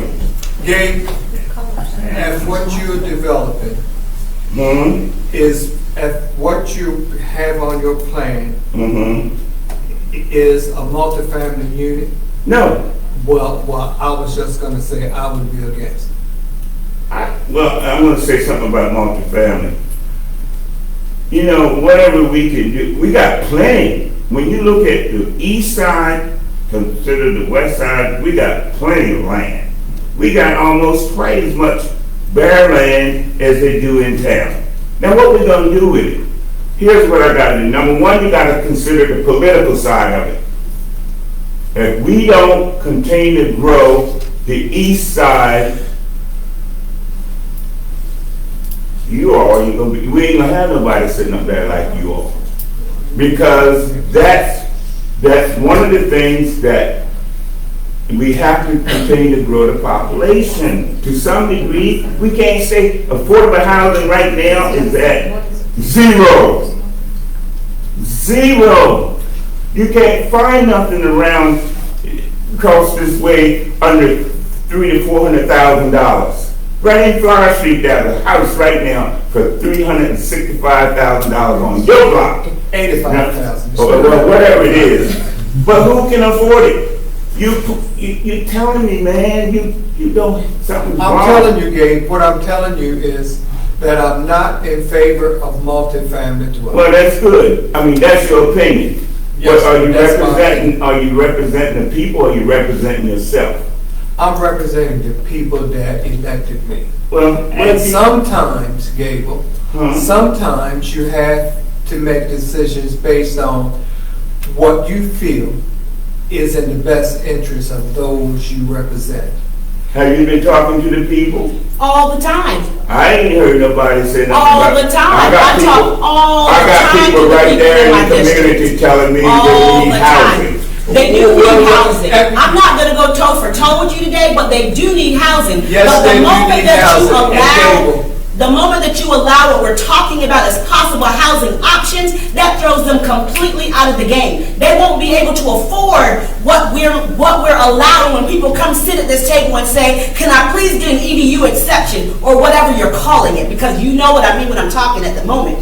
But those folks who are sitting here and asking that takes the same people that you're talking about that you think I'm not talking to, that I am talking to, that takes them out of the running. They can't afford what these people are putting on the table. I just stated that. The man just told us that's trying to develop that in order for him to put this housing on the second floor, he's going to have to charge at least $3,000 a month for rent. I know what you're talking about. You're telling the truth. You're telling the truth. And that's going to be the same on our side of the town. These people who want to overdevelop the same neighborhood you're talking about, these same developers who want to come and do that and asking for these EDUs, they are going to put the people who you think want to live there or you think will live there, they're going to put them out. That's not my concern. My concern is... That's my concern. For 1 second, let's, for the public record. That's my concern. Let's take the temperature down just a second. Yeah. And let's one person talk at a time. It'll be way easier to track minutes. And let's just one person talk at a time, all right? I'll use whatever excuse I got. I just say one person at a time. I am. I like to carry the crab mallet. Dude, I'm only one Hold person. on 1 second. I like to carry the crab mallet for Lowe's. I don't want to use it. We're talking about. One at a time. Let's focus on what we're talking about. And that is what we're talking about. Councilmember Nichols, would you like a couple more minutes? May I have 30 seconds? You can have as much. What you're saying is, you said, but that doesn't matter, but it does. If these folks don't have a residence, if they don't have an address where they can vote, the same way that you're just saying, we won't sit here because they won't be here to vote. They need a place to live. And if they don't have a place to live with an address that says Berlin proper, they won't be able to vote. So the more that you give these EDUs away and you push the folks out, guess what you're doing? You're pushing out your vote. You're pushing out your voice. That's what I'm saying. I'm looking at the big picture. I'm talking to these young people. I have sons and daughters. They have friends. I have nieces and nephews. I have sisters and cousins that are looking for places to live. You're talking about turning this into business. Guess what? Who's going to run the business? They need to be able to live somewhere too. If you're talking, I'm done. Thank you. Vice President Burrow. Yes, sir, Mr. Dean. The people that's talking to you, maybe they need to talk to us. Well, let's say this. We're a very small town. Very small town. Very, very small town. Very small neighborhood. It's not easy to touch base with the neighborhood. It's so easy. It's so easy to get out and do like when election time comes, go and knock on doors and get people to vote. But what happens between the next election?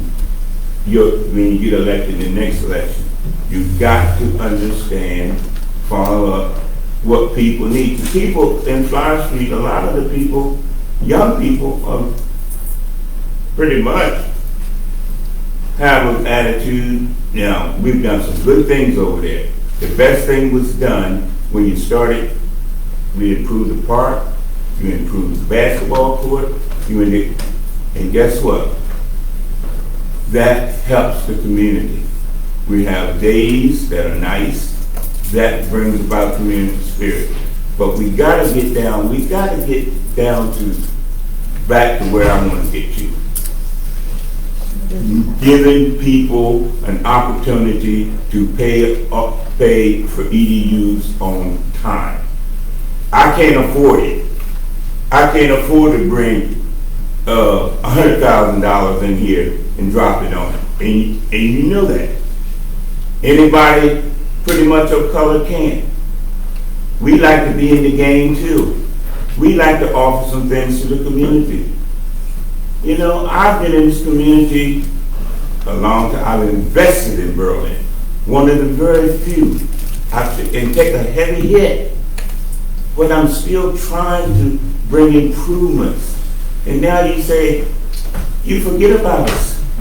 You're forgetting about the people who want to have baby, let's the people who want to own a home. You said you know the voice of the young. You said you know the voice of the young people. I was waiting for you to tell me what their voice is. Can I tell you what they want? They want something of their own, Gabriel. They want something of their own, and they can't afford it. They can't afford it because everybody's looking out for self. Stop by each one of those housing developments and ask those young people what they want. Just be quiet a minute. Guess what? I'm trying to do something that people can have something of their own. And now you tell me that I can't do it because you're going to make it so that I come to the table with that's not good, baby. That's not good for us. All right, we've got a lot of folks. That's a dagger. But what I think that this is showing is that in the strategic plan, we saw that housing, affordable, attainable, whatever you want to call it, is a challenge. And it's passion associated with all sides of it. I think that the policy that we have in front of us from 2017 does not meet the objectives that we have currently. I think we're all in agreement with that. I think the difference is that we need to figure out how we want to move forward together. You can make one for one side and one for the big boys. It's very easy. Well, I think that there will be opportunities for that feedback. And we've heard, Gabe, what you have to say, and we appreciate that. But I would like to open it up to anybody else that would like to address the mayor and council regarding the discussion of the resolution from 2017. Yes, just name and street name. We know each other, but. Yeah. Gina Belong, Intrepid Lane. The one thing I wanted to bring up, and it kind of addresses this incentive, and that's what Shadika Samuel said. We don't need incentive anymore. In fact, the town is turning into a giant Airbnb. There's more people who are buying here to invest than to live because they know it's instant money. And this last case is an actual example. It's a 56-unit housing apartment already filled. By your own admission, you said there were like 20 applicants waiting when there's 4 apartments available. All this guy is offering was 5 to 7 units. That's 14 people at best. At best. At best. They bought the property for $7.8 million, and you're telling me that the bank said, that's it. You're not going to get $70,000. That's it. We're done. I can't believe that. We don't need to incentivize. He had a sure thing.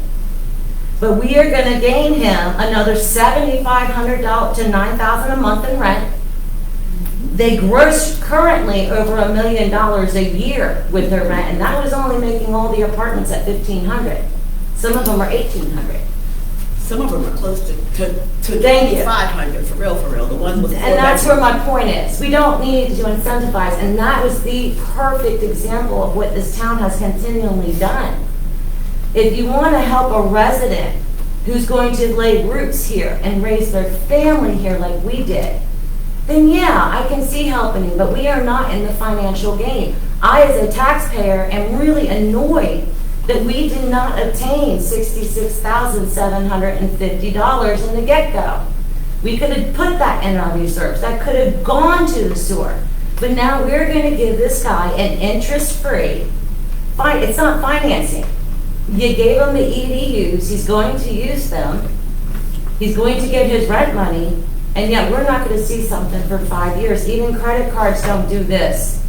They give you a 0% APR, you've got 12 to 18 months, baby, and then you're going to see 29%. So I don't understand why we're dipping our toes in business. We have too many past examples of where this did not work for the taxpayers. It actually didn't even work for the councilmen in the town in general. We are not here to incentivize. I'm not here to put money in someone's pockets. I want to go to the park and walk my dog. That's what I want. I don't want to be rich, but I want to be able to afford my $300 electric bill, my $3,500 in property taxes. I want to afford that. And I can't do it when you keep bringing people in, you're giving them incentives, and they don't even stay here to enjoy it. Yeah. And then they turn around. We had 5 sales in my neighborhood. All over $300,000. Did you know it's not worth that? I friggin' live in one, for God's sakes. But they're paying it, but they're not living here. They're getting $2,200 to $3,000 a month rent, and then complain about HOA dues. So Gina, based on what you said, you'd be in favor of someone building a single-family home and helping them out? I'd be in favor of us actually, if we're going to touch on business, then we do the business. They get charged an interest rate. Just like a finance. If you're going to finance, use it for the full effect of the term. You charge them interest. They get charged late fees if they don't make their fee. Actually, Natalie's idea is the best. And they still should be charged. But if you're going to sit there and give them away, then they don't get to use them until it's paid in full. We're not even set up for the liability. Who is responsible for that EDU? Should that guy who takes those EDUs and decides that he doesn't want them after all, or he's just not going to pay for them? Is it the LLC? No. So the way that works, If he doesn't pay it, he loses it. Correct. He does not get his money back. Correct. Well, that's fine, but if he only paid $6,000 and he got to use it because he's hooked up, correct? And the way the policy's written Yeah, now. but you can't operate without an EDU. So And if he you don't has to pay for the pay- EDU, He has to pay in full before he can use it. The EDU does not cover the connection to the system. Correct. It reserves his right to connect to the system. So if he can't So connect. he's not gonna get water until he cannot pays to connect connect. anyway, make any rent off that building in 5 years until it's paid in full. So No, he has to So, pay hold for on. the connection. So let me try to explain this. Through the financing side, You can begin using it once it's actioned by the mayor and council and you've connected. Okay. But if you do not make your payments, that EDU is gone. You don't get to then turn your water faucet on and water comes out. It's gone. And without that, you can't live in the structure. So if he makes his payments for a year, and he makes his $9,000 a month, and then decides, hey, I don't want to do this anymore. Yeah, he's going to lose that section, but he's still made his money, and we're not going to get anything. And if he decides to default, is it the LLC that is held liable, or is it the actual individual? Because we all know why LLCs are made. And so you can't go back to the individual and get the money that is owed. He borrowed $66,000 from us, and he's got the privilege of paying it back for 5 years, which I would never even get from you guys. So he didn't borrow, just for clarity. He's not getting the same, money not paid is still money taken. But understand, there's no, I hear you on that. Yeah. But in the example that you just posed, you said that he has $60,000 of taxpayer money. He doesn't. He has the right to be able to use capacity. Anybody does. But he has $66,000. No, he doesn't. No, he does not. If you do not have that in your bank earning interest, it is now a liability. We have lost at the APR rate of 5.5%, which is the average market rate right now. We have lost over 5 years $10,000 to $16,000 in interest income that we should be able to get, as the fact that the citizens were allowed to say, hey, you can sit on that for 5 years. You're not going to do that to me. Hell, you'll cut my electric off next month if I get left behind. The difference, This guy, he just bought a $7.8 million the difference property. between someone borrowing and financing is when you go into a car dealership, Yes. you borrow money.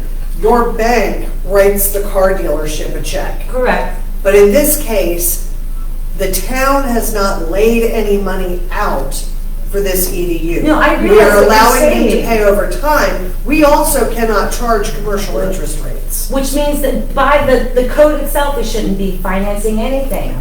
That's the wrong word. And we hear You are loaning them the money. We're not earning interest. Gina, we hear you on that. I get that, and I wanted to understand what explain. Mary's saying, and I understand that you didn't take $66,000 out of the coffer, but you did because you didn't put it in the coffer in the first place. I hear you on that. Thank you. So if you guys do something, keep that in mind. Thank you. Thank you. Anyone else that would like to address the mayor and council regarding resolution from 2017? Yes, just name and street name, we know each other. Ron Cassio, Walnut Hill. I have a couple of questions of clarification. And I think this is very timely in the way you set up the agenda, because we sold 12 EDUs when we're supposed to sell 50 to meet our yearly debt. I guess that's how all that was, came about. We need to sell 50 EDUs to meet that year's debt. We're already in the hole. Question for you, Zach. When you said, I think you said, if we don't, like, say we had a couple years of this, right? Which my concern is we're going to.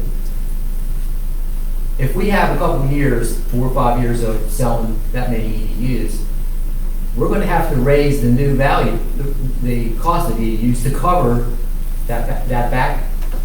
Or is that what you were saying? Something is going to have to occur. Right. And what will likely occur first is you would see the top part of that bar graph that we talked about in the beginning come down. Right. Because that is them whittling away at the hard work that we have done as a mayor and council and that the citizens have done as residents of the town of Berlin to help make sure that our financial position is strong. Right. But over the years, the cost of an EDU has gone up, right? Well, no, the cost of the EDU has gone up after the last upgrade. So likely what would occur is that EDU cost would not go up until another improvement has been made to the system. Likely. Now, in the picture that you painted, if there's a series of many years without us being able to cover the debt service, we then have to come up with something else. But is the saving grace this resolution? Absolutely not. No. So just to bring it full I think circle. the resolution's dead. Let's not talk about that. So going forward about this resolution. That's what This is the discussion item. But thank you, Chief. But go ahead, Rob. So we've been paying ready to serve fees for years. Put money so when we write a check for ready to serve every month, where's that money go? Goes into the water and sewer department. Right, so that's, covering the debt? Nope. No. You're paying the minimum bill, and what that does is it locks in a rate of the EDU, and it reserves your ability to be able to come and say, Mayor and Council, I'd like my EDU. Not for my EDU, Yeah. at that price. It also Yes, pays but also- the O&M on the line that runs in front of your property that you have not yet connected to. Correct, but also, it precludes the mayor and council from saying, we are not selling EDUs, right? Somebody mentioned a moratorium of EDUs at some point. I don't recall that. EDU, you're not. But hear me out, what that ready to serve does, is it says, no, wait, I'm here and I want my EDU. I understand. All right, so we're paying to keep that in reserve. Correct. When we need it. That guy who you gave the $66,000 thing to, he wasn't paying any ready to serve, right? He is now. He is now. Well, he's now. So basically, I think what you were saying was, instead of that way to do it, you're paying to lock whatever that number is, say 17,000 or whatever it is. We're going to give them a certain amount of time to pay it off. But I know when we write a check, I come for a building permit, I got to pay for my EDU right there. Where's that money go? That money goes into a fund that covers capital and debt service. Okay. It's exclusively used for that. Right. It is not used for salaries. It's debt service, right?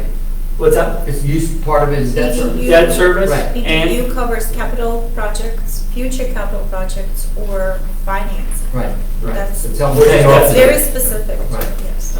Okay. It just seems to me like if we get in trouble and we just keep on giving, people breaks on EDUs, we're going to get in deeper trouble. And none of us want that. To answer Steve's concern about Watt, I've talked to Watt, I know what he's trying to do, I support it, right? But you could do things like phase them, right? Or like what you were talking about. So I'm coming, I need 20 eventually, because that's what my permit says, but I'm going to phase this 5 at a time, because he's not going to build all this 20. So really, why should he pay it up front? So when it comes for the occupancy permit, he gets that. There's ways to do that without just us financing somebody else's stuff. So that guy who was paid 66, what percentage is he paying? 3%. 3%, it's not a finance, it's not an interest, we just put a fee to recover all the costs associated with billing, collecting. Okay. It's not an interest rate. Okay, what are we, let's talk about interest rate. What are we paying on that debt service? What percentage? It varies per Varies. bond, yes. Like, what's an average? Average from 4 to 7%. That's a lot of money. But we're comparing oranges to apples right now. We're comparing our bond that we draw 20 years Well, ago. we're paying on that Or, yes, annually. we do. So And that that's, person is not helping us pay that. Exactly. So it's not like we're taking money out of it, but, we're just, We're not getting it. yeah, it just makes no Nice, sense to me. If you could have sold that to somebody else who could have paid it, and then that money's going to pay our debt service. Now we're just, I understand why I think we all understand why we did it. I think we all understand we don't need to do it anymore. Going forward, let's make sure we're covering ourselves in any way. Because this is not going to work out if we have an economic downturn. And I don't think anybody has a crystal ball that says we're going to go, blowing things up. Thank you. Anyone else that would like to address the mayor and council, just name and street name, we know each other. Marie DeLong, West Street. I don't have anything else other than what you've been saying, but I think that to make it simple, you just say no. No to the whole thing. And then you don't have to worry about who did what and who has what. It's wishy-washy what you're talking about. We can give this guy some, or we can do this. And then you get into the same policy issues you had. And to me, I think if you just say no, that's it, and you're done. You don't have to worry about making a policy. That is your policy. You are not financing anybody, or you're not allowing them to pay it in time, whatever you want to call it. But to me, you are taking our money, doing that. Whether you want to look at it that way or not, it's still, if I go to someone and borrow $66,000, I'm still getting $66,000 regardless. So, no, I think you should just say no. And it would make your lives way simpler. Thank you. Anyone else that would like to address the mayor and council regarding the resolution? All right. Seeing none, can I get any action from the council? I'll once again reiterate my understanding is that there are enough votes potentially to abolish resolution 2017-01. Wow, it is getting late. And with that, I would ask that we either say that there's no longer a policy of the mayor and council to want, or an appetite to want to finance EDUs, or that we want to work toward a different policy, one or the other.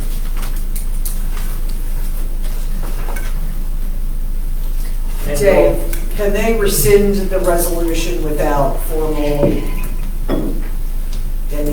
they can just do it by motion tonight? Yeah. Yeah. Is there an appetite to do so? Yes. Okay, you gonna make a motion? Yep, I make a motion to rescind resolution 2017-01. 2017-01. Okay, I have a motion by Councilmember Nichols to abolish resolution 2017-01. I just have a question. Did that meet your request for the motion? I'll follow up with I can follow up in a moment. Fine. I'll go ahead and second. Second by Councilmember Orris. All in favor say aye. Aye. All opposed? Let the record reflect that resolution 2017-01 is abolished by the mayor and council effective today. Yep. And that the other, just for clarity, I know we all know this, but stating it, the outstanding approved folks under this resolution will still have their stuff honored. Okay. Now, what I need from the council, and it can be through consensus, is an understanding of how we're going to move forward, because there is at least one person, a residential side, that would potentially want to utilize this. It is no longer in place. What is the direction that we are giving? My understanding is we're not financing. The request is not going to be put on the agenda. Is that correct? Yes. We all got quiet quick? Yes. When I say no, and then they call their representative, and then you call me, I'm going to say, my understanding is no. If you do nothing else this evening, you have removed the policy and no applications can come forward. Correct. Right. So now the further discussion is, do you want to take them one off? And the take answer them I'm one hearing off? is You want to no. write a new policy, but as of right this moment, you will no longer see Correct. applications. Our stance will be, there's no appetite. Now, is that correct? I take it as yes. Now, is there an appetite by any of you to want to rewrite a policy? There is an appetite for me to want to rewrite the policy. So I have at least one, which is okay. I would be open to some dialogue on that. Anybody else? I do think, if I may, and this is the reason why we have the public hearings, I do think that it's not committing anybody to voting in favor of. That's what I'm saying. Like, we're not, definitely I'm not, obviously everybody said we're not fine. I don't like to fight with anyone. I do think that discussion should be had on staff level. Maybe do one of the, maybe Councilmember Green could sit, volunteering you, but maybe you could sit in on it. And another one of us, about situations like the residential single-family EDU and how we can do that without, I don't know, I'm just trying to say it. I don't know how we can do that without the option of financing it. Just say The only single-family portion that I would be concerned about, We can't, so just so the public knows, we can't have this dialogue through like any other mechanism than right here. So we need to have this opportunity to talk. All right? If we go with what Steve said, what you said could be a part of that consideration. with this revised policy that Steve would like to see? So, I think it's worth a discussion on one step. so to answer your question, I don't, so for the best way to move forward, I think, is if there is an appetite to want, which I'm hearing there is, and I'm happy to hear that. Well, it's just two. Well, and you got me, and I think we probably got some more. So, I mean, what I would advise the group to do is to take your ideas that you have, say, this is something I could support or not, and do a simple Google search. Figure out who's got what on the books, and then send it to us. And what we can do is consolidate that into something, and don't send us send the whole policy, but then say what part really stands out to you, so we don't have to go fishing. And from there, we can maybe craft that into something that can be looked at together as a group. How's this sound? Yeah, well, no, I'm good with the whole policy. I want the whole policy. But I want to know, Zach Tindall, you really like the fact that it said finance. Or Marie Vallone, you really like the fact that it was going to give $60,000 away. I know she feels strongly about that. And see, I got a smile from Miss Marie. I'll take it. And it didn't last long, but I'll take it. All right. I'm definitely in favor of having a conversation specifically pertaining to what Natalie suggested. Okay. Well, the decision needs to be made whether we want to finance or not. This is it. They're not making that tonight. They don't need to make that tonight. No more decisions on that. Right now, Why the don't you do decision homework? is they are not financed. They're not Are you open to any part of it, or you The don't only know? part, the only part that interests me at all are those families where their septic may be running out or what have you. Which I think and was they the are- original intent. That's the only part for me, and I don't want to see this morph into this monstrosity that it's turned into right now. That's the only part that, of all of any of this, that's interesting me. Because those folks are left high and dry. The county's not going to service them any longer, and our pipeline runs right by their house. That's all that. Okay. I hear that. Wonder how many people we're talking. A whole bunch. Jamie, how many on? All of one. Do you have an idea, Jim, you how many Old people Ocean are on City? septic? Roughly, doesn't need to be. There's probably a good baker's dozen. Okay. That's Not a it. little bit more. Well, wait a minute. Yeah. No, People what I'm have saying been is, having to- let me see if I can understand what you're saying. If we have Town of Berlin piping running past their house and their septic goes up, then they have to, the county says you have to get annexed by the Town of Berlin. Yeah. Is that what you're saying? Yeah. Well, the county said, by the county rules and codes, Right. if we have water and sewer running by that property, they will not sign you a new drain field permit. You have to tie into the town water. So, what that means right doesn't necessarily mean now. annexation though, does it? No. Well, the town has, if I'm not mistaken, in town code, we do not serve out of, Dean has it, sorry. Well, hold on. So, if that's the case. Wait a second, We wait a can second. serve out-of-town customers, however, we charge them Yes. double We the don't have to monthly annex. rate. That's right. So people have, when these situations start to arise, people they have options. None of them are not costly. Right. None of them are not So costly. now, Mary's comment, and Vice President Burrell, hold on. So Mary said, and to Ron's point, you can connect, it just charges double. And then Vice President Burrell said, I want the tax money, which I'm not wrong, I don't disagree with.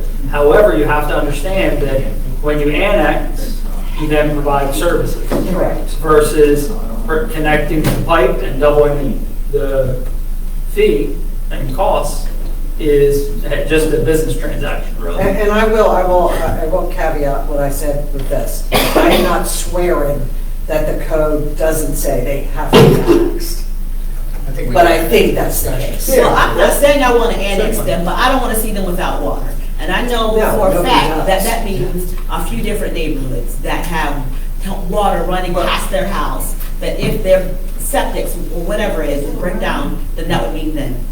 But that's Am I gonna correct when I say a impact, few, say what? that's gonna impact, or will it impact on that threshold when we get Sure. 75%? Yes, absolutely, yes. But they're gonna be paying. Well, double. I think we're starting down a. Yeah. Starting We're down trying to write the an policy option. right now, Ron. Yeah. That's a whole different question. All right. I'm going to put a button in the discussion now, and we're going to move on to department reports. Mary, you're up. The only thing I have is please make note, there are quite a few meetings and dates coming up that you need to be aware of. Budget work sessions, internal budget meetings, which I believe have already been coordinated as to who will attend. I think so. We've got it squared away. So that's really the main thing, is just make a note of the dates that are coming up. Perfect. Any questions for Mary or the department heads? Seeing none, we'll move on to comments from the public. Anybody from the public that would like to address the mayor and council? Any item? Yep, go ahead. Just real quick, I think, in your last discussion, there are ways with zoning code, with releasing permits or occupancy permits at a certain time. I think the big guys are worried about putting all that money up front while they're going through the process. We just put it at the end of the process. As soon as they can rent something, money should start to flow. I can see where you give them a break while they're in that process, where it's costing all kinds of money to lawyers and planners. But when they start to collect cash from a rent, we should start collecting it. Thank you. Anyone else that would like to address the mayor and council? Seeing none, we'll move on to comments from the council, starting with Vice President Burrow. Okay. Believe it when I see it. That's what Charlie said. I'll believe it when I see it. All right, go ahead. Councilmember, yeah. I just want to say, Marie, it's good to see you back in the council chambers. Hey, we're going to get a new elevator too. Yeah. I hope so, because that one doesn't work. I agree with you. I also It's got a naming ordered opportunity, Miss Marie. I also ordered an amplifying device for personal use, but I haven't tried it out yet. I meant to bring it up tonight to try it, but so for future meetings, it does amplify the sound in the room. All right, Councilmember Miller, you said nothing? Yeah, I'm good. Okay, Councilmember Nichols. My thoughts, Tim, congratulations. You made the statement when you had the vision years ago that we start the program. It makes me think of that old adage from the movie, if you build it, they will come. And you're making it happen, and we appreciate what you're doing, putting Berlin on the map as far as the state goes. Chief, stop laughing, because I'm being serious here. But we stand out as far as one of those municipalities that do what we say we're going to do, and put the employees or build the group to allow them to grow as well. We are actually the first municipality in the state of Maryland to become a state sponsor. We are the first. Yay! You go, Tim. You rock. Jamie also started the water one. We are the first. I'm just saying. We'll give Jamie a half clap. We need a graduate. He has one in the program right now, but it's the first. So we're the first for both electric and water. That's what I'm saying. It's exciting. All right, we'll see how many. So far, we've got 3 to... Well, we have less positions that would go through this right now, but yeah. But like Tim's guys, you have to be in the field 3 years before you can even get your license. So, I mean, they have 3 years of on-the-job training before they're even allowed to sign off. It's definitely a commitment. And I just wanted to end with congratulations to Mr. Lockwood on his retirement. Well deserved. Job well done, sir. Yes. Councilman Morris? I just have one thing in 27 parts. No, I'm kidding. I might be a little late on this, but I understand that the Coastal Bays did receive their grant, and that's great. And it's not the 17 that we were going for. Right, but it's a chunk. So I just wanted to kind of, I know it's their grant and it's in the infancy, and they're trying to figure out what to do and how they're going to manage the funds that they do have. But I do want to offer myself as appropriate to be a liaison or work with them on behalf of the group in the town in terms of stormwater that they're working with. We'll tie you in on the stuff as they tie us in. That's as they loop us in, then we'll make sure as part of the strategic plan side that we loop you in as well. Very much in the plan stages. It's very early. Oh, yeah, I figured, but I just wanted to get it out there, so that's all I have. Thank you. Just one thing, I just wanted to say thanks to the town of Berlin and the mayor's office for the autism awareness recognition. There's, I have a 15-year-old busing at home that's has autism, but Shanika was impacted by it, but she chooses to work in that field, which is amazing. Dean has a grandson, so we all definitely, I'll speak for myself, that I'm very appreciative of that. Last year, he was here, I didn't want to say anything to embarrass him, but it means a lot, and it speaks to, well, you know, this community is very embracing. Empathy is huge, and you know, it's, yeah, well, like Temple Brandon, that's different, not less. I agree with that. That's Yes. very well said. Here, here. Very well said. Thank you. All right, so up next, sure you don't have anything, Dean? Really? I don't have. Oh, man, all right.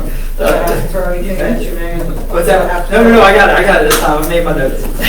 So I've got a couple things here. So I have something, and I don't quite know what it is, from the American Legion. Typically, they ask us for their alcohol signatures. Oh, right. We don't have that. I have before me a request that looks like it should be deferred to Worcester County. It's for bingo on April 25th, 2025.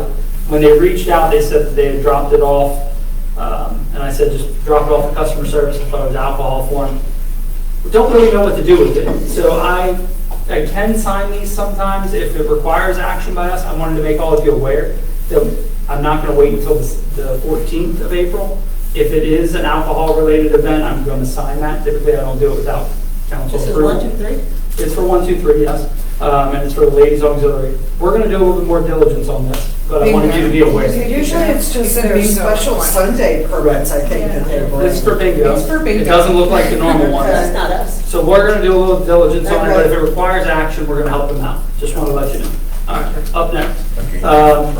The town administrator's contract. So the mayor and council have worked with our town administrator, Mary Boland, to renew her contract.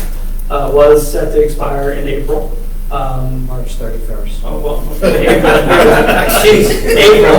So with that, the mayor and council have unanimously agreed and worked with Mary to structure a new contract that will start April 1st, 2025 and run through June 30th, 2029. Mary, you've been with us for 3 years now? Yeah, a couple of Since 1991, right? Yep. I was born in 1990. And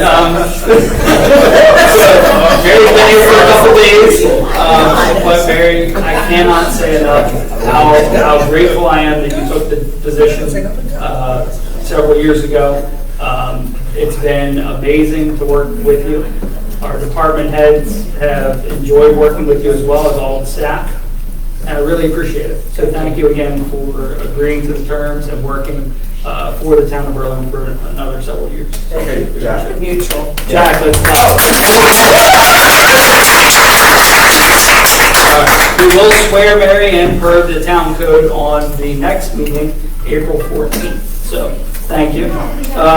So then the last thing I have to say, and I said this in the beginning, Berlin's birthday.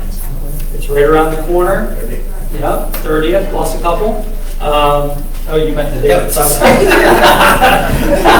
thought you meant 30 years. Yes, March 30th. So celebrate in a nice way, but celebrate your community pride by getting a Town of Berlin flag. It does go to the community center. It goes a long way. It's a small contribution, but it does help out quite a bit. So with that, Wyatt, yes. And we found yours. So Sarah, it was in the Public Works trash can. So we got it. So you just go give her $20. You're good. I did have a question about the, when we approved the events for this year, for 25, you had suggested that some of the celebrations would change around Take Pride in Berlin Week. Has there been any movement on those that changes, or will they be announced soon? I was running point on that. Okay. So we'll get some clarity on the Take Pride in Berlin. If there's any change to the events. We're not doing cleanup, I know that. Yeah, right. This is more community pride. Yeah. Okay. I was just following. Not that I'm aware They of. did create a children's event. Yeah, they have as well. some sort of, Forget what they're calling it. Okay. there's a critter crawl or something. Critter crawl, something. Yeah. They're more like scavenger hunts and that kind of thing, not a single day, close the streets kind of event. Also, I'm missing one other thing. We had go ahead. If I were Mayor Essay contest winner. Go ahead, Sarah. Yeah. I forget the student's name.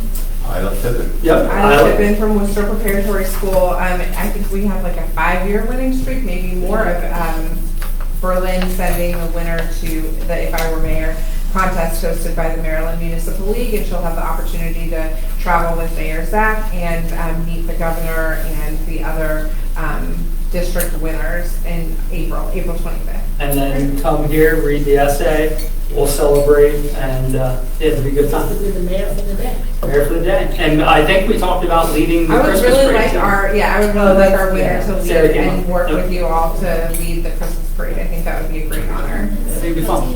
Good idea, Sarah. Thank you. But yes, each year we go to the schools, talk to the children. Every 4th grade student in the town of Berlin. Yep, every 4th grader, Worcester Prep and Buckingham. I expect Charlie to win when he's in 4th grade. I don't know. He's already done the math. He's like, I'm not going to say this publicly, but actually I will with that. He does the math and he goes, Papa, are you going to come to my class? And I said, buddy, you're probably going to get somebody different. And he's done a little math in his head. But no, maybe he'll get somebody different. But hopefully I can help him out. So yeah, but it'll be fun. So, all right. With that, we'll go to any comments from the press. Oh, did I skip you? No, I'm Anything? good. I'm good. Okay, all right, thank you. Any comments from the press? Thank you. Okay. Seeing none, will Vice President Burrell, you're up. I have one thing. Hold you. Charlie said it. I have one thing. They wouldn't see it. I'd just like to mention the passing of David Lockwood Sr., who was, I believe, the first black to be sworn in as a policeman for the town of Berlin. With that, move to adjourn. Thank you. Second. All in favor? Aye.